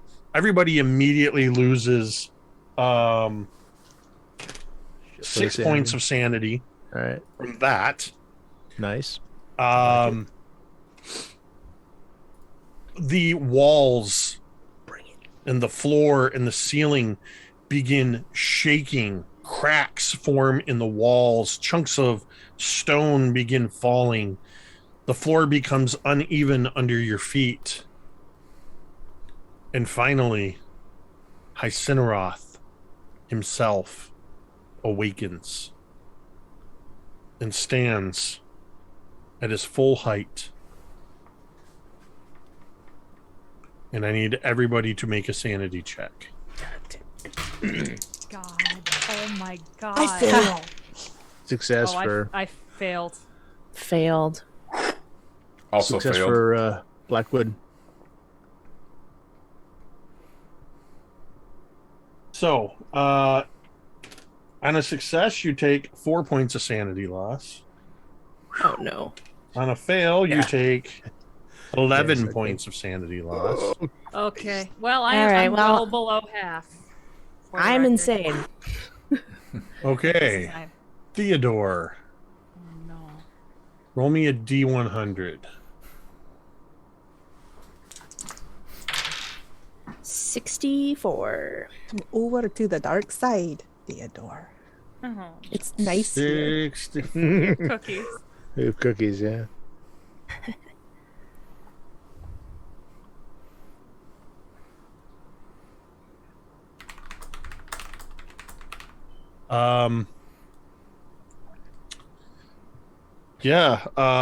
Theodore. The only thing you care about is your secret motivation. That is the only thing that is important to you. And you will stop at nothing to accomplish. So While I'm pulling Cecily, on as Teddy, you're- I'm like, come on. Theodore yanks his hand back and he just looks to Cecily and he just I'm dead. Meanwhile, if I Blackwood go is still back probably and- screaming, Celia, run! Oh, shit. Run! What were you saying, Theodore? Theodore just I'm dead either way. I have to get it. And he's going to turn and head towards the jars. The left jars. Okay. Theodore takes off. The going's a little bit rough because everything is shaking around you. There's literal treasure everywhere. Some of it spilling into these cracks. These creatures are running around. They're basically skeletons and mummies that are tearing at what desiccated flesh remains. They're wailing and screaming, running around. Can I do something real quick? As Sure. soon as Teddy runs away. As soon as he runs away, I kind of like shake my head. I'm like, stupid fucking kid. And I want to shoot the jars. Okay. There's 4 jars. I have a revolver. It's a 6-shot. Okay. Well, which jar are you shooting at first? Are they like in a neat little row? So there's 2 on the left, 2 on the right. They're basically staggered on these Okay. steps. So the way shooting a firearm works in Call of Cthulhu is like you can Oh, you can shoot one with a regular, your regular die roll, Okay. or you can shoot 3 with a penalty die Ooh. if you want to shoot like pow pow pow. Okay. Could I spend a mythos to not do the penalty die? And do 3? So Oh, there was glorious going to be a keeper, penalty who I will die send anyway. chocolates. There's going to be a penalty die anyway. Oh, okay. I'll Because, just do well, one. actually, no. I will let you spend the mythos to remove the penalty die or reduce it from an extreme to a hard success needed. Because you're shooting in incredible circumstances with lots of distractions. Okay. Just so one die? It's just one die, I think, since I haven't rolled yet to take the penalty away. This is You're not just in gonna the you're gonna rule take the set. penalty. Yeah, it'd be just the one die to remove the penalty. Okay. Then Yeah, I'll do that. leave that. So it's just those a straight up roll. those 5 remaining Mythos dice for that clutch decision. We'll see. We'll see how it goes. It's 6. We have 6. No. Okay, 6 left. There you go. No, it's a fail. I miss. Yeah, I miss. So, Theodore, you're running to the left. You're dodging loose bits of treasure, skeletons. I need you to make a dexterity check as you're running across. I think it would be just dex. As you're running across this, trying to keep your footing as gunshots are ringing out around you. The power from this and the fallout from the Blackwood Wannamaker Jones incident is starting to the three of them are just sort of coming to their senses from what happened. What's your dex? Coming down. You're muted. Just a success. How? Regular success? Regular. Yeah. Okay, that's good enough. So you went left. There's 2 jars. Which one are you going for? The right one. Okay. Close to the throne, maybe? No. Yep, okay. You rush forward and you grab this jar. And you hear, as you pick it up, you hear...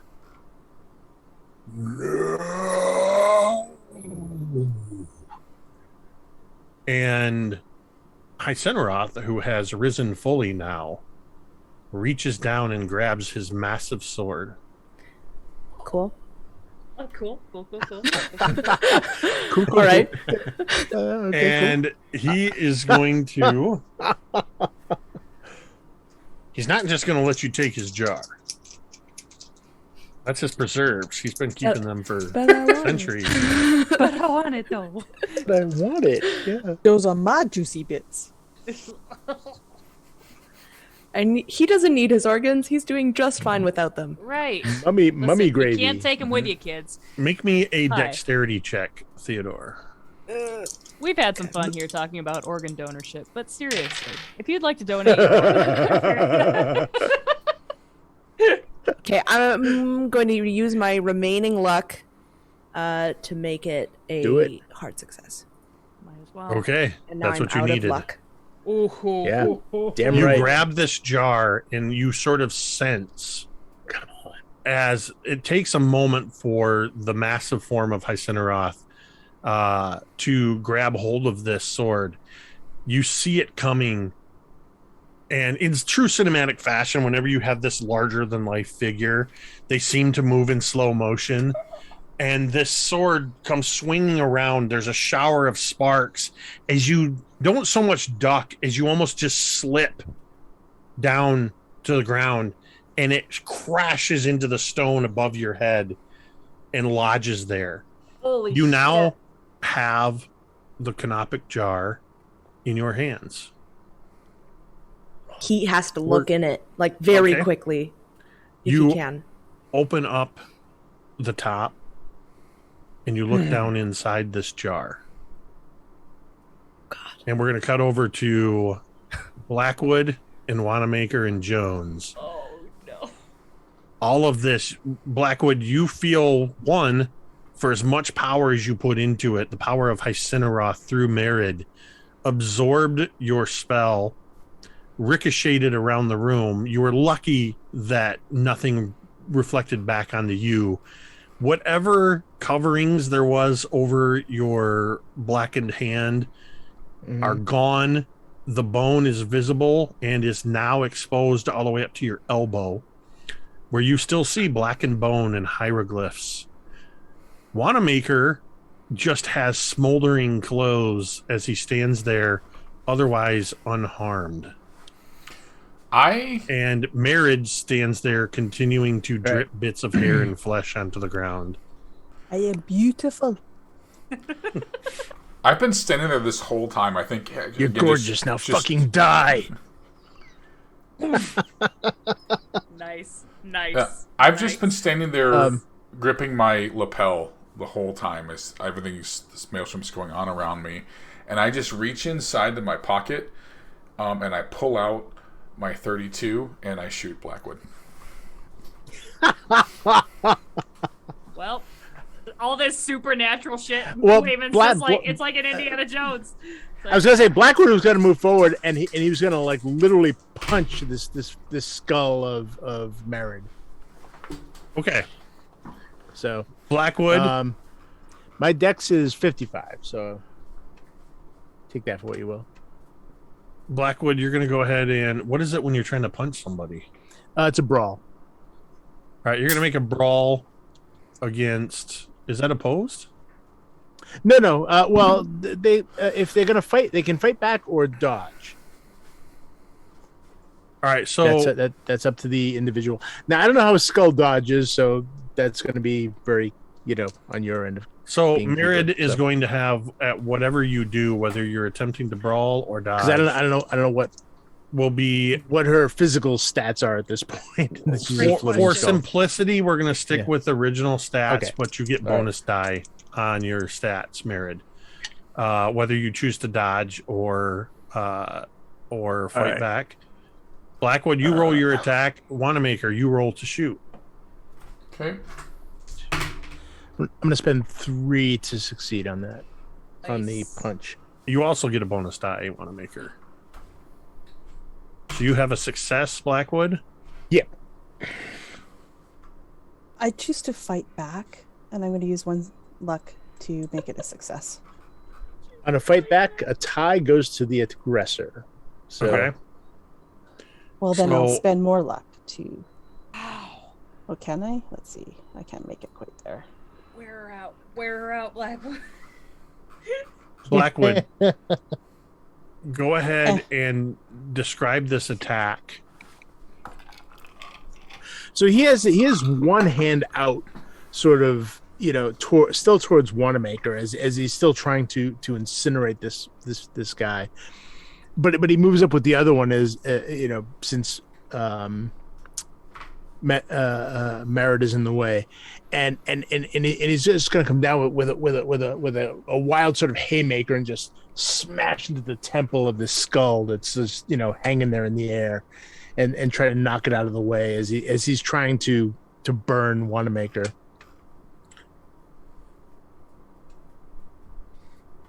The funny thing about acid and bone is it becomes very brittle.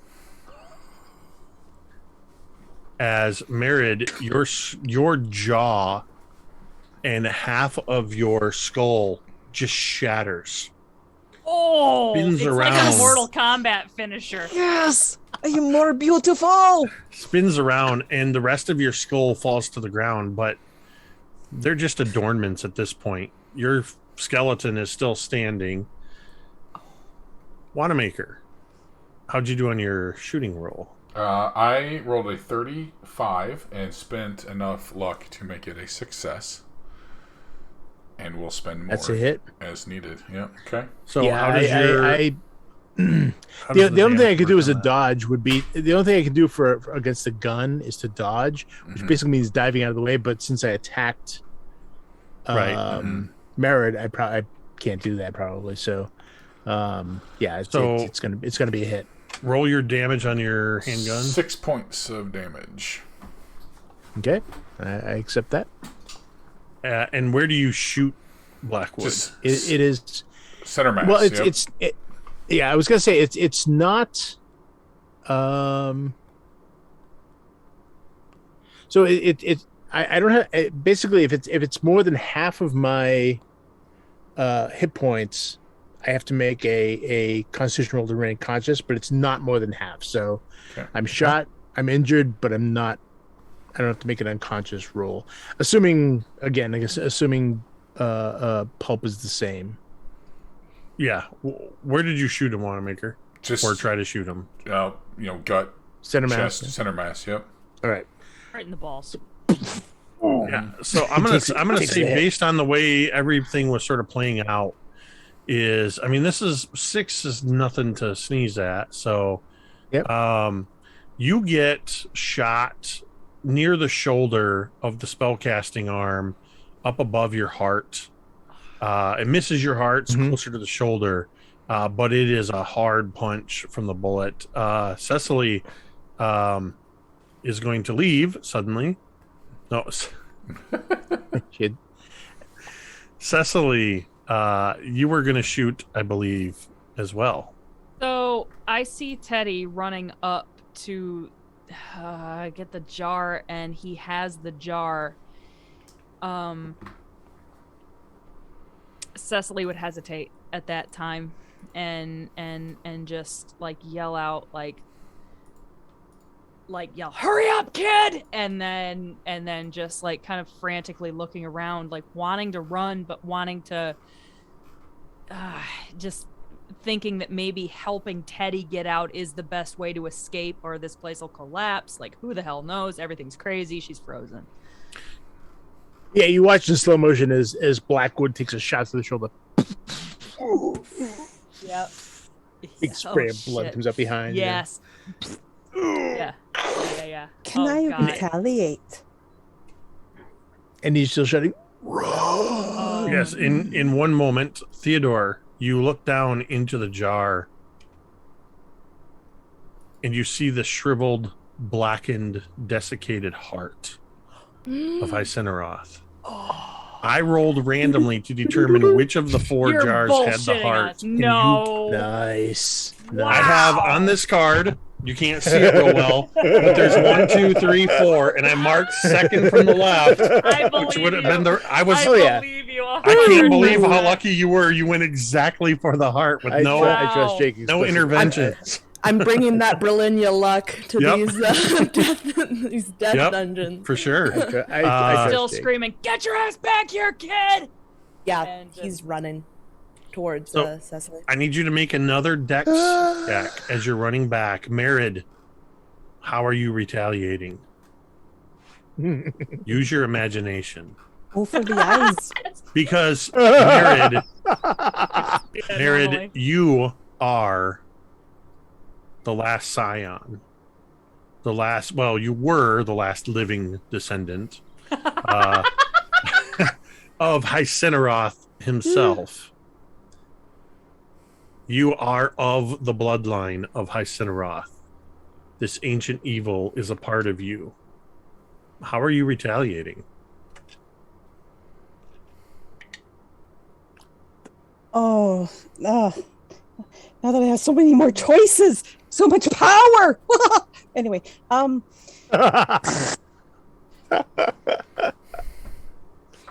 Feels good, doesn't it? Ooh. um, Oh god.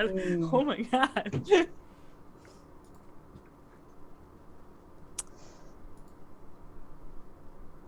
yeah, I think for the first thing, I'm going to reach out for Osiris. He just smacked me. He's gotten shot. He's a little distracted. I'm going to reach out because I'm so close already.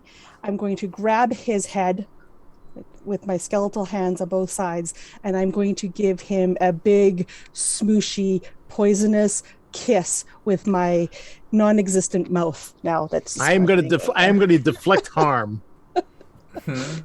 Okay. which is a defensive spell, negates various physical attacks. Let's see. Hang on. Let me take a quick look.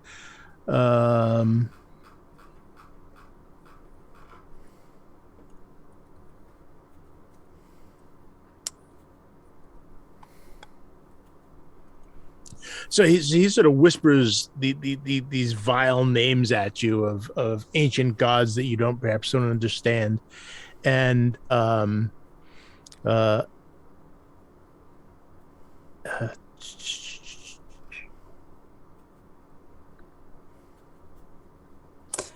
I would love to say as Merid's yeah, it face- just basically deflects a physical attack equal to the rolled damage. Now that's going to be up to Jake and to decide what that means. But so you're casting a spell, so you have to make a power roll, don't you? well, it depends on the spell. No, in this case, it just deflects a physical attack. Okay, so Merid, make an attack. We're gonna just, because you're drawing on your pure raw power, we're just gonna have you make a power check. Okay. So as she comes closer and her what remains of the mouth area, it starts to crawl with what does Osiris hate the most? Is it beetles or spiders or because they start to flow out of the mouth? Honestly, Osiris probably hates. Well, right now, probably Wannamaker the most, but tiny him. So it's just a regular success. I just made it. All right, so what does it look like when you deflect this? So he's still got his black hand sort of directed towards Wannamaker, and the other hand sort of moves as her as Merid's sort of attack comes up, and you see the sort of heat shimmer as the other hand sort of pushes it aside and deflects it, and you see some stone on the maybe in a corner of the ceiling kind of shatter as the attack sort of blows up in that corner, knocking some relics and so forth aside as he tries to keep her from touching him. As this happens, Shaky Cam moves across, catches Theodore running, still dodging across the broken floor with that hard success. Theodore, you are able to make it back across the room to where Cecily is waiting, without slipping or falling or otherwise being in danger. Let's go. At that moment, I imagine Osiris Blackwood. I hear one last run, and I look at him probably for the last time, and I nod, and I frickin' take off with Teddy. Hyceneroth looks around the room. The sword is still embedded in the wall, but in his other hand, he holds that scepter.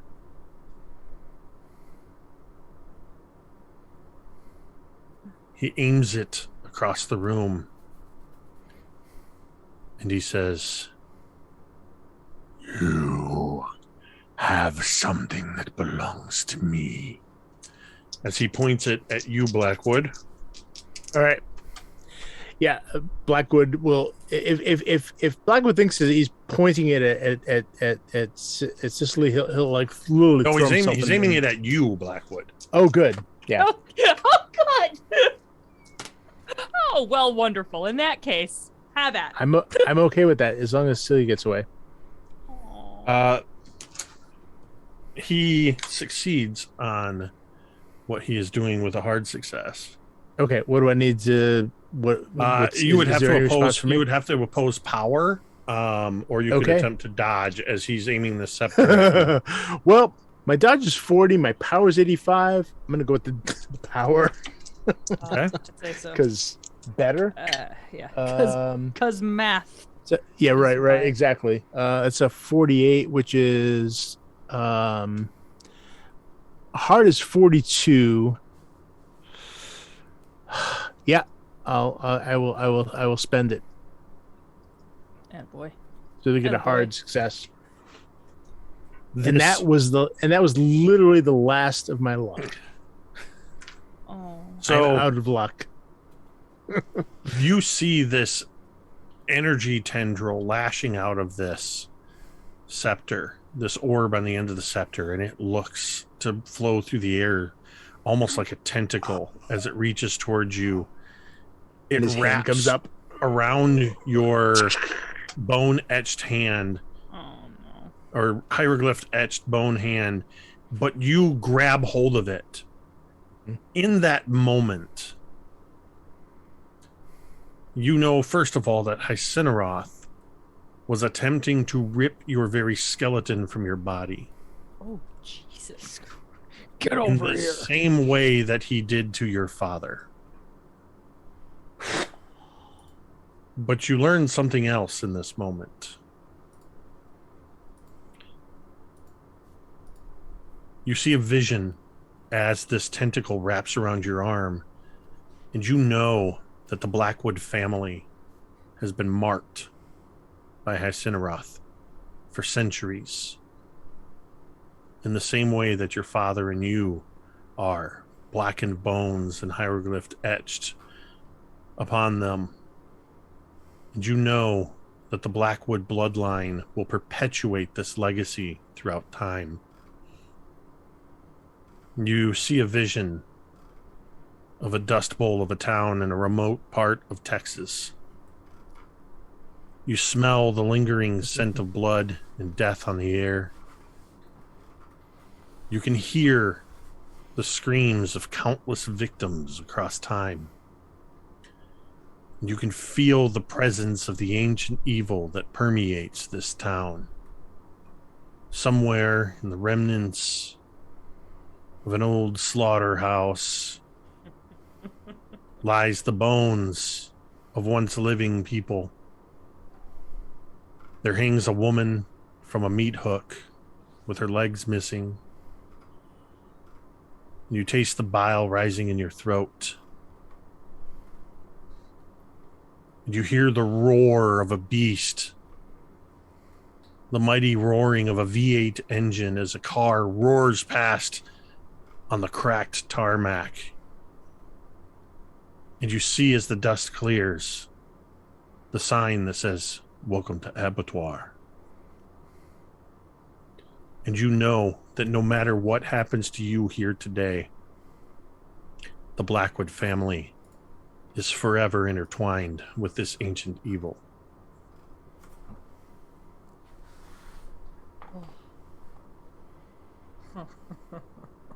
Cecily Yeah. and Theodore, you are running. Yeah. Wow. The hallway. Ass. The 30-foot hallway. Mm-hmm. You are running towards that open door, and you know there's a tunnel. You went through it not long ago to get here. But the further you run and the harder you run, the further away that tunnel gets. It is literally growing smaller and further away as you run. You hear a roar behind you as stone continues to fall from the ceiling. And you can all hear the voice that says, "You have work to do." And the scepter shifts,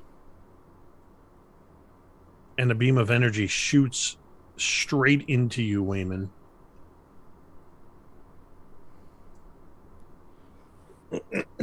And you are no longer in the tomb of the Mummy Lord.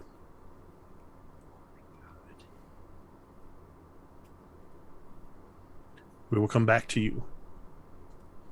Oh my god. Wayman appears to have been vaporized. Merid, skullless, fleshless, what remains of skin, organs, and flesh lies mostly in the pool of acid or at your feet. But you know you'll be okay. Hycineroth is an ancient evil. And you are beautiful. Blackwood. In the middle of this tomb, you stand there, struggling against this tentacle that still reaches out. This time, though, the scepter has shifted. This tentacle seems to be reaching from within Hycenroth himself. But you are drawing on every last ounce of energy and power you have to hold him at bay as you glance into the hallway where you see Cecily and Theodore running.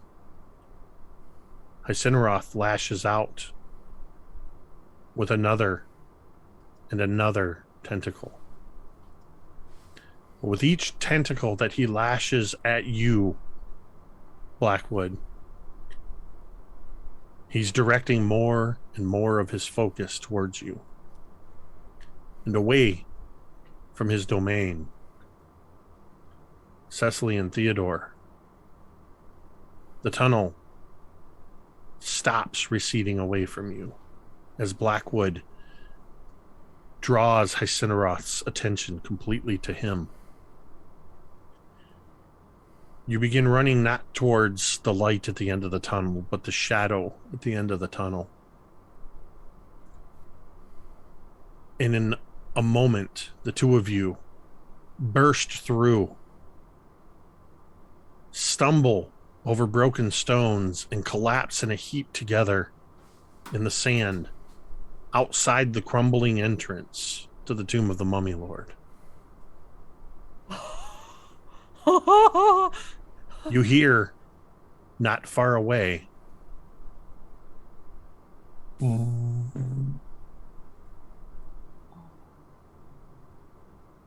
Oh, this the sound of a plane landing at the airfield. the plane. And it's only a mile or so away. Oh my god. Oh my god.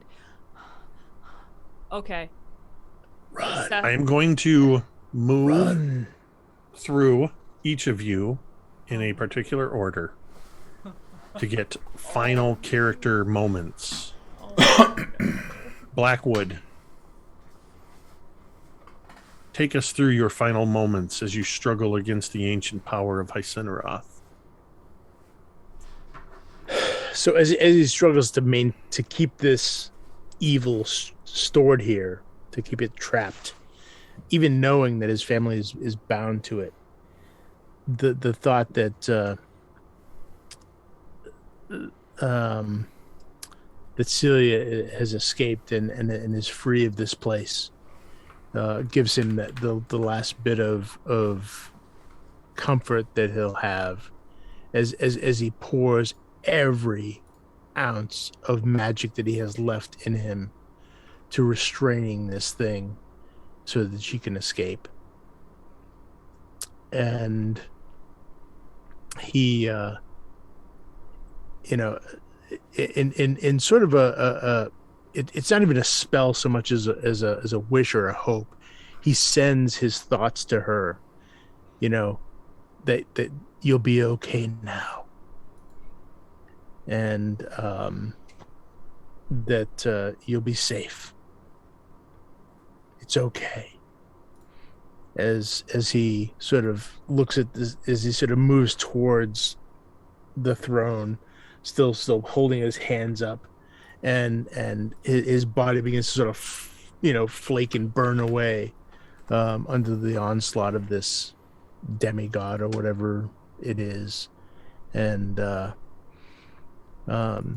somewhere in the back of his mind, he's thankful that he made Celia his heir, that in his last will and testament, only her name is mentioned as the inheritor of his wealth and his library and his knowledge, as he finally burns away.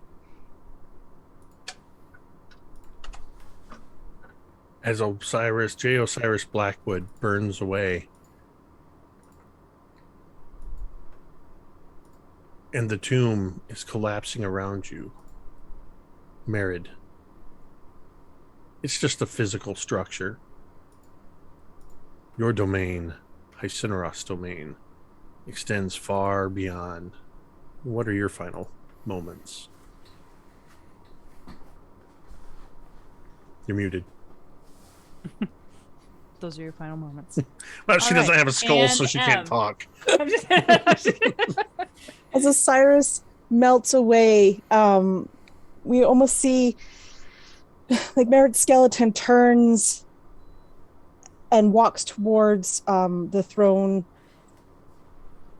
kind of meandering around the treasure that's falling all over the place, heading towards the throne. And as we see her walk away, we see an image almost start to self-impose on top of this horrific visage, this barely animated skeleton, as you were, until we see the shimmering form of like a woman of an ancient time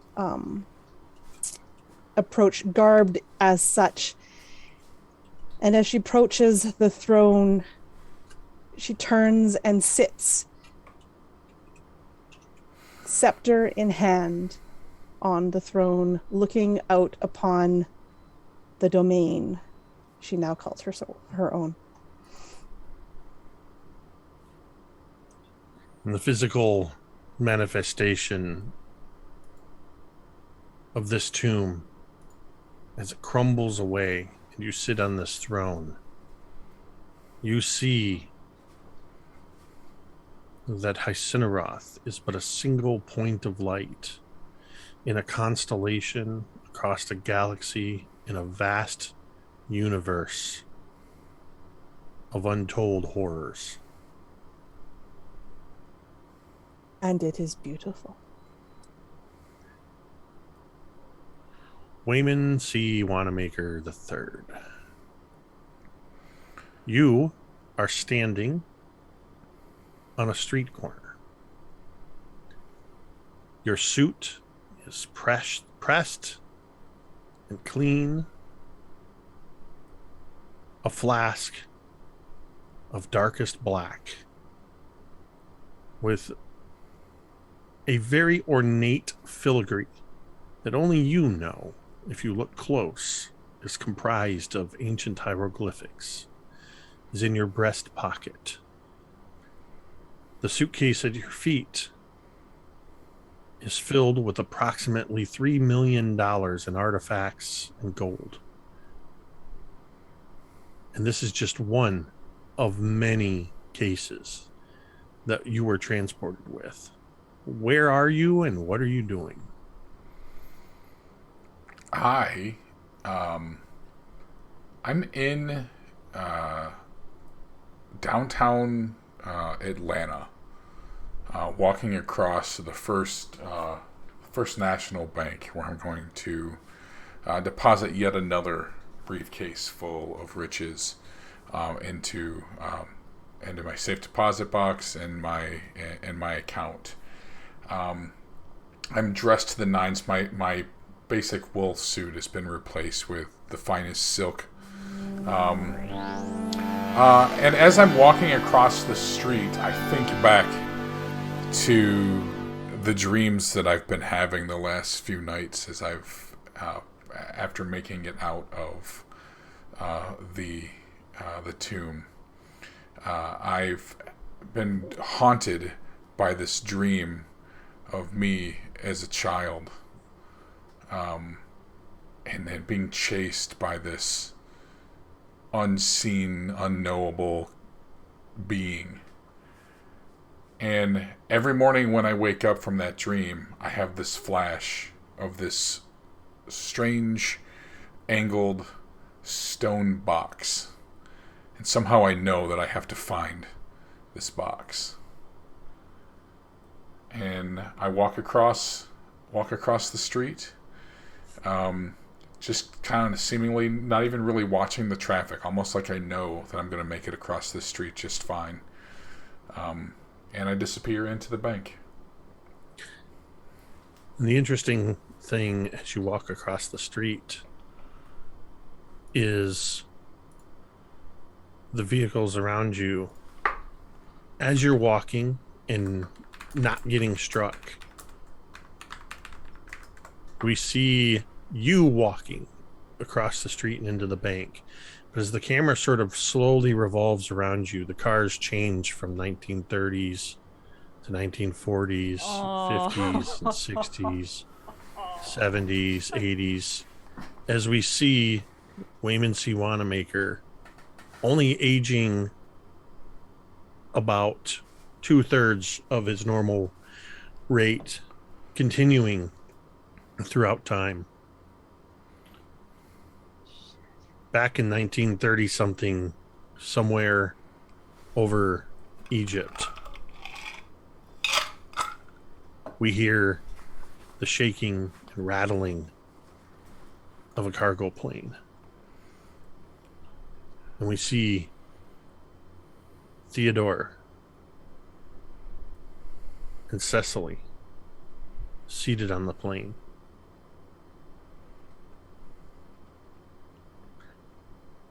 I'm not going to throw it to one of you specifically. I'm going to throw it to both of you. What are Cecily and Theodore talking about or doing in these moments? Oh, Cecily is. She's well. Both of them are a mess, and they're dirty. And Cecily's like sleeved, her shirt's all ripped, and Cecily is very quiet. But Teddy would notice that Cecily is normally very stoic and has this mask and is normally very, very not transparent with her feelings. She is betraying that hard as she's staring at the jar that Teddy still presumably has. Yeah, Teddy has both arms wrapped tightly around the jar. And I kind of eventually, we're in the area. Yep. I look over and I'm like, so, where are you going with that? Home. Where's home?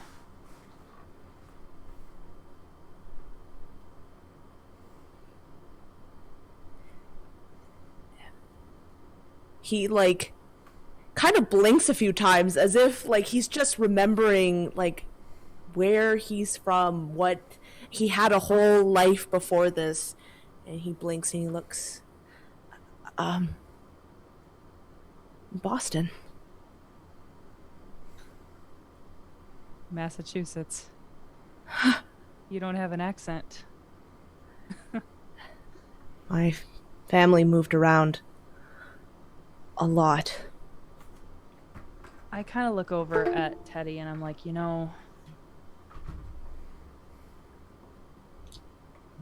what do you, and I kind of glance down at the jar. I'm like, what are you going to do with that? I'm going to walk into my house, give it to my father, and then I'm going to leave. You don't sound terribly enthused. It just feels so strange to say it. To leave. For good. He looks... Where will you go?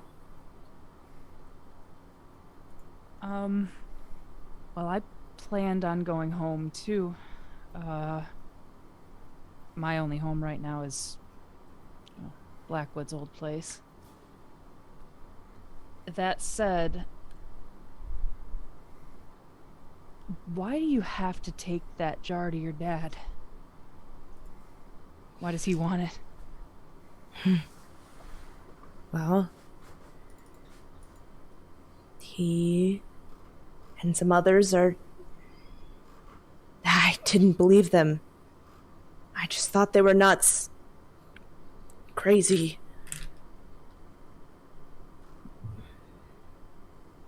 But now that I saw it him. He just shakes his head over and over again. I kind of, at this moment, Cecily's eyes kind of change almost. And she sort of looks over at Teddy with almost like a sad look and like a different look in her eyes than she had only a second ago. And she pulls out her gun and she just kind of rests it on her knee. And she looks over at, she kind of looks down at the gun for a second and sort of is like jiggling her leg the way like athletes do when they can't hold still. And then looks back at Teddy and is like, you see, I mean, maybe they were crazy. Maybe you don't need to take it back to him at all. Maybe, you could just, Teddy, you could just give it to me and you could come live with me at Blackwood's old house and then everything would be fine. And I would take care of the jar and everything would be fine. And I kind of then, like, Cecily's eyes sort of have drifted off, and then she looks back at Teddy and she's like, what do you think?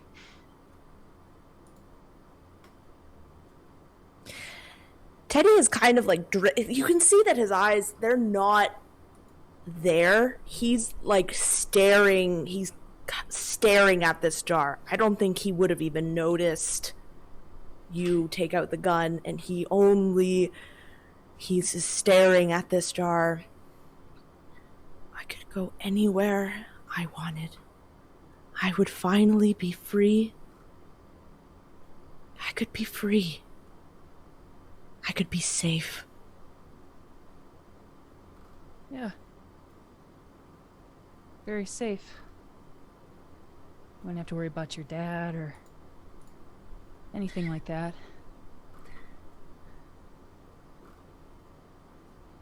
And I kind of, at that point, I reach over and I like put my hand, not aggressively, but I like put my hand like on Teddy's hands as they're holding the jar. And I'm like, everything would be fine.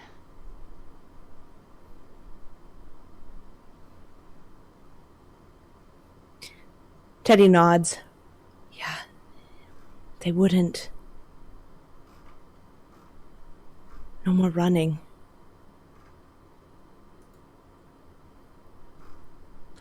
No more running. I'll be home. Home. We can get a good night's sleep. And I slowly try to take the jar away from Teddy. Ooh. I'm like kind of like slipping it out of his hand. Shut up, Karen. Sorry. Just a reminder, as I'm sure Em is fully aware, Teddy has no sanity left. Yeah, no, he does not loosen his grip. He tightens it back and he holds it close. Cecily. As Teddy pulls away and is gripping this jar like a child to his chest, you notice in Teddy's left hand, somewhere in the scuffle, his knuckles were scraped open from the rubble, the debris, whatever. And on 3 of his knuckles, you see black bone with gold hieroglyphs peering through the broken skin. Oh my god.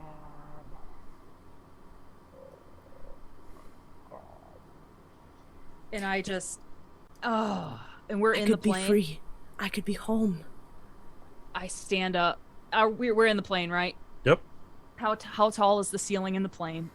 It's a cargo plane, I can stand up-ish. Yeah, you can stand up, sort of in the middle. I stand up and I hold on to like one of the cargo nets behind me just to steady myself, and I just like say, Teddy, I need the jar.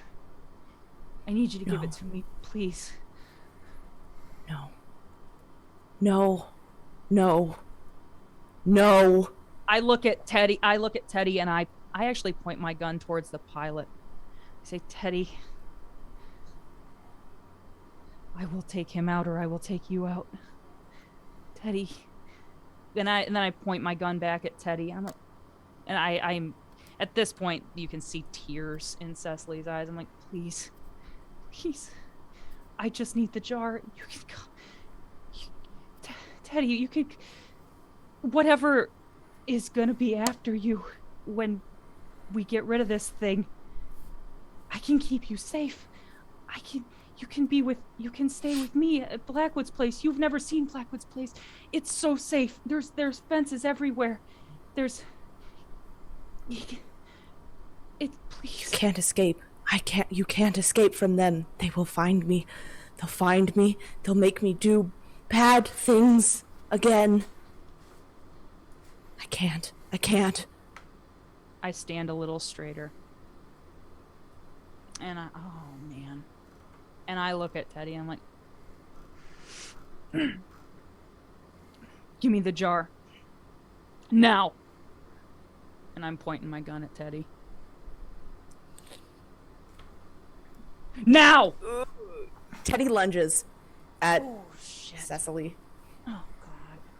Oh, no. Cecily, do you shoot? No. Run. You don't Oh. No. I try to push Run. Teddy back. No, I try to push Teddy back.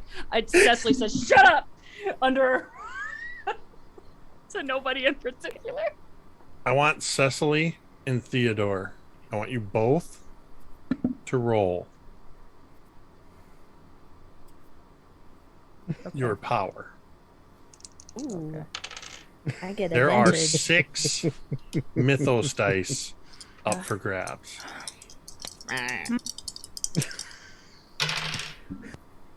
Don't take my dice, cat.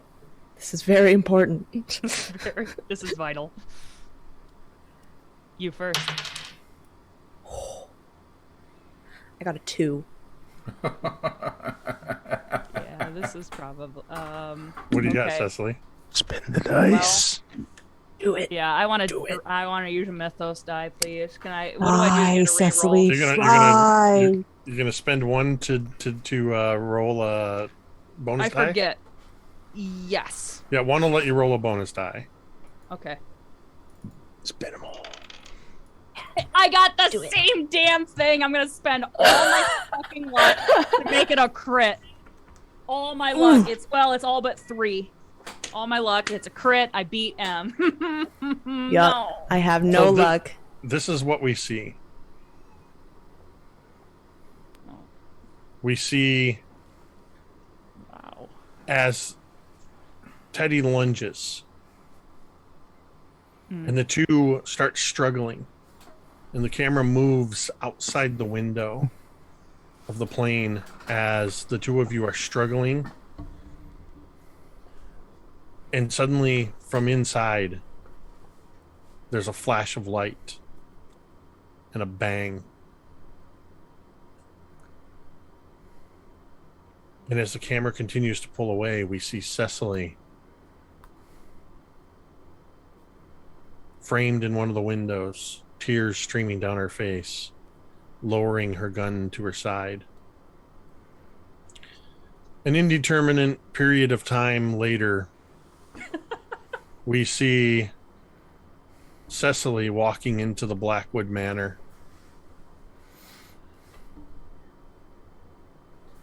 And we see Cecily placing her keys and her gun down on the table. And I imagine going to Blackwood's liquor cabinet and pulling out the most expensive bottle of whiskey in there. What else Slumping does down. he have? Right? Slumping down, Only the best. pouring a glass.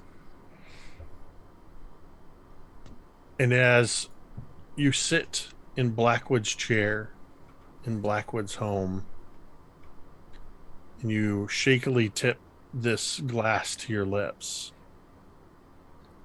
The camera goes in for an extreme close-up and slowly moves around your head. And the last thing we see behind your left ear is a gold hieroglyph. And that is where we are going to end Curse of the Mummy Lord. Wow. I just want to say, M and Carrie, I didn't expect it, but for like the last 15 minutes, I think all of us were just sitting here going, and then what? Oh. I was so riveted to what the two of you. I didn't want to intercede until there was a moment where I had to intercede. Shit. I was like, I didn't want to die. Now I know for sure next time we play, I don't want to live. This isn't good. So you got put. When you pointed the gun at Teddy, I'm like, you're exactly where Dwight was at the end of Highway of Blood. Mm-hmm. Yeah, no, I was like, who's going to shoot M this week? Find out next time. I'm 3 for 3 getting shot. Right. So the better question is, who hasn't shot M yet? That's a good question. Wow. Well, I just want to say, I know it's been a long time. I don't remember how many episodes this was. 9, it's 10. Like 9 or 10, yeah. Mm-hmm. I mean, like Dwight said, I think we started in January. Yeah. This is an adventure that I created for 5th edition D&D. I've run over 40 times at conventions, online, at game stores. I know it inside and out. And it was such a challenge, but a fun challenge to run it as Pulp Cthulhu. And I know we played fast and loose with the rules, but with a group like this, you can do that because so much of, I mean, these are expert role players that, like I said, we just sat back for the last 15 minutes watching an amazing cinematic epilogue take place. I thought there was a chance. I thought there was maybe a chance that we were going to have more than one of us live. Yeah. Well, technically, I lived. It was close. Yeah. Wayman Yeah, lived. you lived. Yeah. You lived for a Technically, long Meredith time. lived on. Yeah. But I just want to say a huge thank you to all of you for just rolling with the story, rolling with the adaptation, and a loose understanding of the rules. Pulp Cthulhu was obviously the way to go. Special thanks to Alex in particular for bringing legendary knowledge of Cthulhu just to help us along where needed. This was so much fun to run, and to be able to build on the seeds of that original story, run it in this unique way, and because this is our crew, our Mythos crew, to be able to throw back those Easter eggs for Highway of Blood and Illicit Tower. And yeah, this was a lot of fun. I'm just going to say this last thing, and then I'll be done. One more thing. Is this? I mean, if you're out there, afraid to run a new system or try something, just do it. I've never run Cthulhu before. I never wanted to, and then I found out Pulp Cthulhu was a thing. Of course, what really got me wanted to do it was playing with these amazing players. What started with Highway of Blood, and then we decided, hey, let's just all take turns telling stories over however long. It's been over 2 years, I think, since we first got together for a Halloween game. It's going to be 2 years next month. Yep.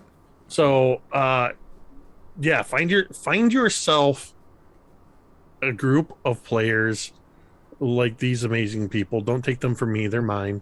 That people that you can trust to just that they're in it for the story.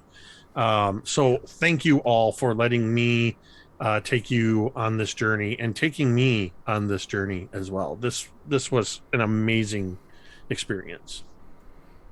Yeah. Thank you so much, Jake. This was crazy awesome. Good. It was a lot. It was so much fun, and expertly run. Brilliant. Yeah. There was a moment. He's been building a lot of this shit for months and months and months. Absolutely There was brilliant. a moment last session where, right when frickin' M mentioned the heart, and Jake knows the one I'm talking about, frickin', because my whole secret motivation the whole time was destroy the heart. And M goes, we have to get it out of here. And I was crushed. I was mentally destroyed. Because like, oh, Teddy and CNN, it's cute. Oh, that's all this. And then it was like, no. The great thing about that, the moment that Carrie's talking about, is you can go back to that VOD and you can see the exact moment that happens. Because what happens is when M says that as Teddy about, look, talking to Theodore, look, we just got to get the heart and get out of here. I glanced over at Carrie to see like, Carrie's eyes go wide, and she kind of went like this. Oh, the heart. You can see me. If you look at me, I go exactly like this. I was All I do immediately chatting is with him. raise I'm like, my "You eyebrows." motherfucker." Yep. And she immediately starts messaging me, you motherfucker. Did you do this? Did it on purpose, you Yes, bastard. I for months. did. Mm-hmm. But I didn't. But yeah. You guys rolled randomly for Yeah. your motivations. Sure. But I always love when those two show up because they're diametrically opposed, and it makes for great Foes. moments. Oh, for sure. Yeah. Yeah, Wow. if anybody ever happens to run across Jake running this at a convention anywhere, because he likes to run these at conventions, but Tomb of the Mummy Lord is a fantastic tabletop D&D adventure that Jake actually built terrain for, and I've actually gotten a chance to run it, and it's fun to run, but it's even more fun to play because Jake is a master storyteller. So He's a master. yeah. I just want to say thanks to everybody again for hanging out with us on the channel. Everybody here is fantastic. I really hope we get to do this more often. Again, we're coming up on 2 years that this group's been running these Mythos tales together.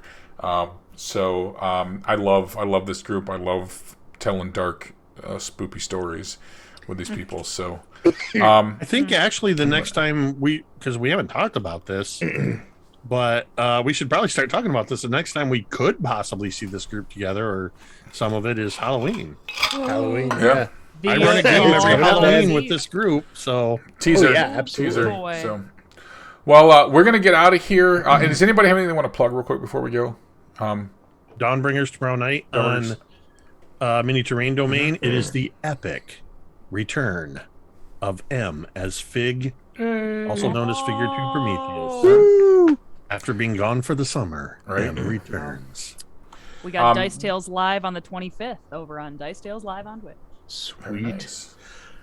Critical Publishing is coming out with some new Grindhouse double features, which is sort of a smaller format, shorter definitely one shots. These will be coming out more often. So there's going to be like one shots. Like we have, what was the first one? There's, oh God, I forget the names now. Hold on. The Crimson King and Isle of the Damned, followed by The Brood and Jackknife. All of them take place, Grindhouse take place in the 1970s. Very gritty and down to earth, but these are all going to be coming out fairly quickly. We're still working on Carnival of Madness. That's out to be, it's editing right now, and we've got some artwork coming in, but that's coming out as well. So yeah, a bunch of stuff came out from Critical Publishing soon. Cool. All right. Well, everybody, make sure you go check everybody out here. Again, we hopefully will be back before too long. Thanks again, everybody, for hanging out with us tonight. We are going to raid over to our friend Acer Sin.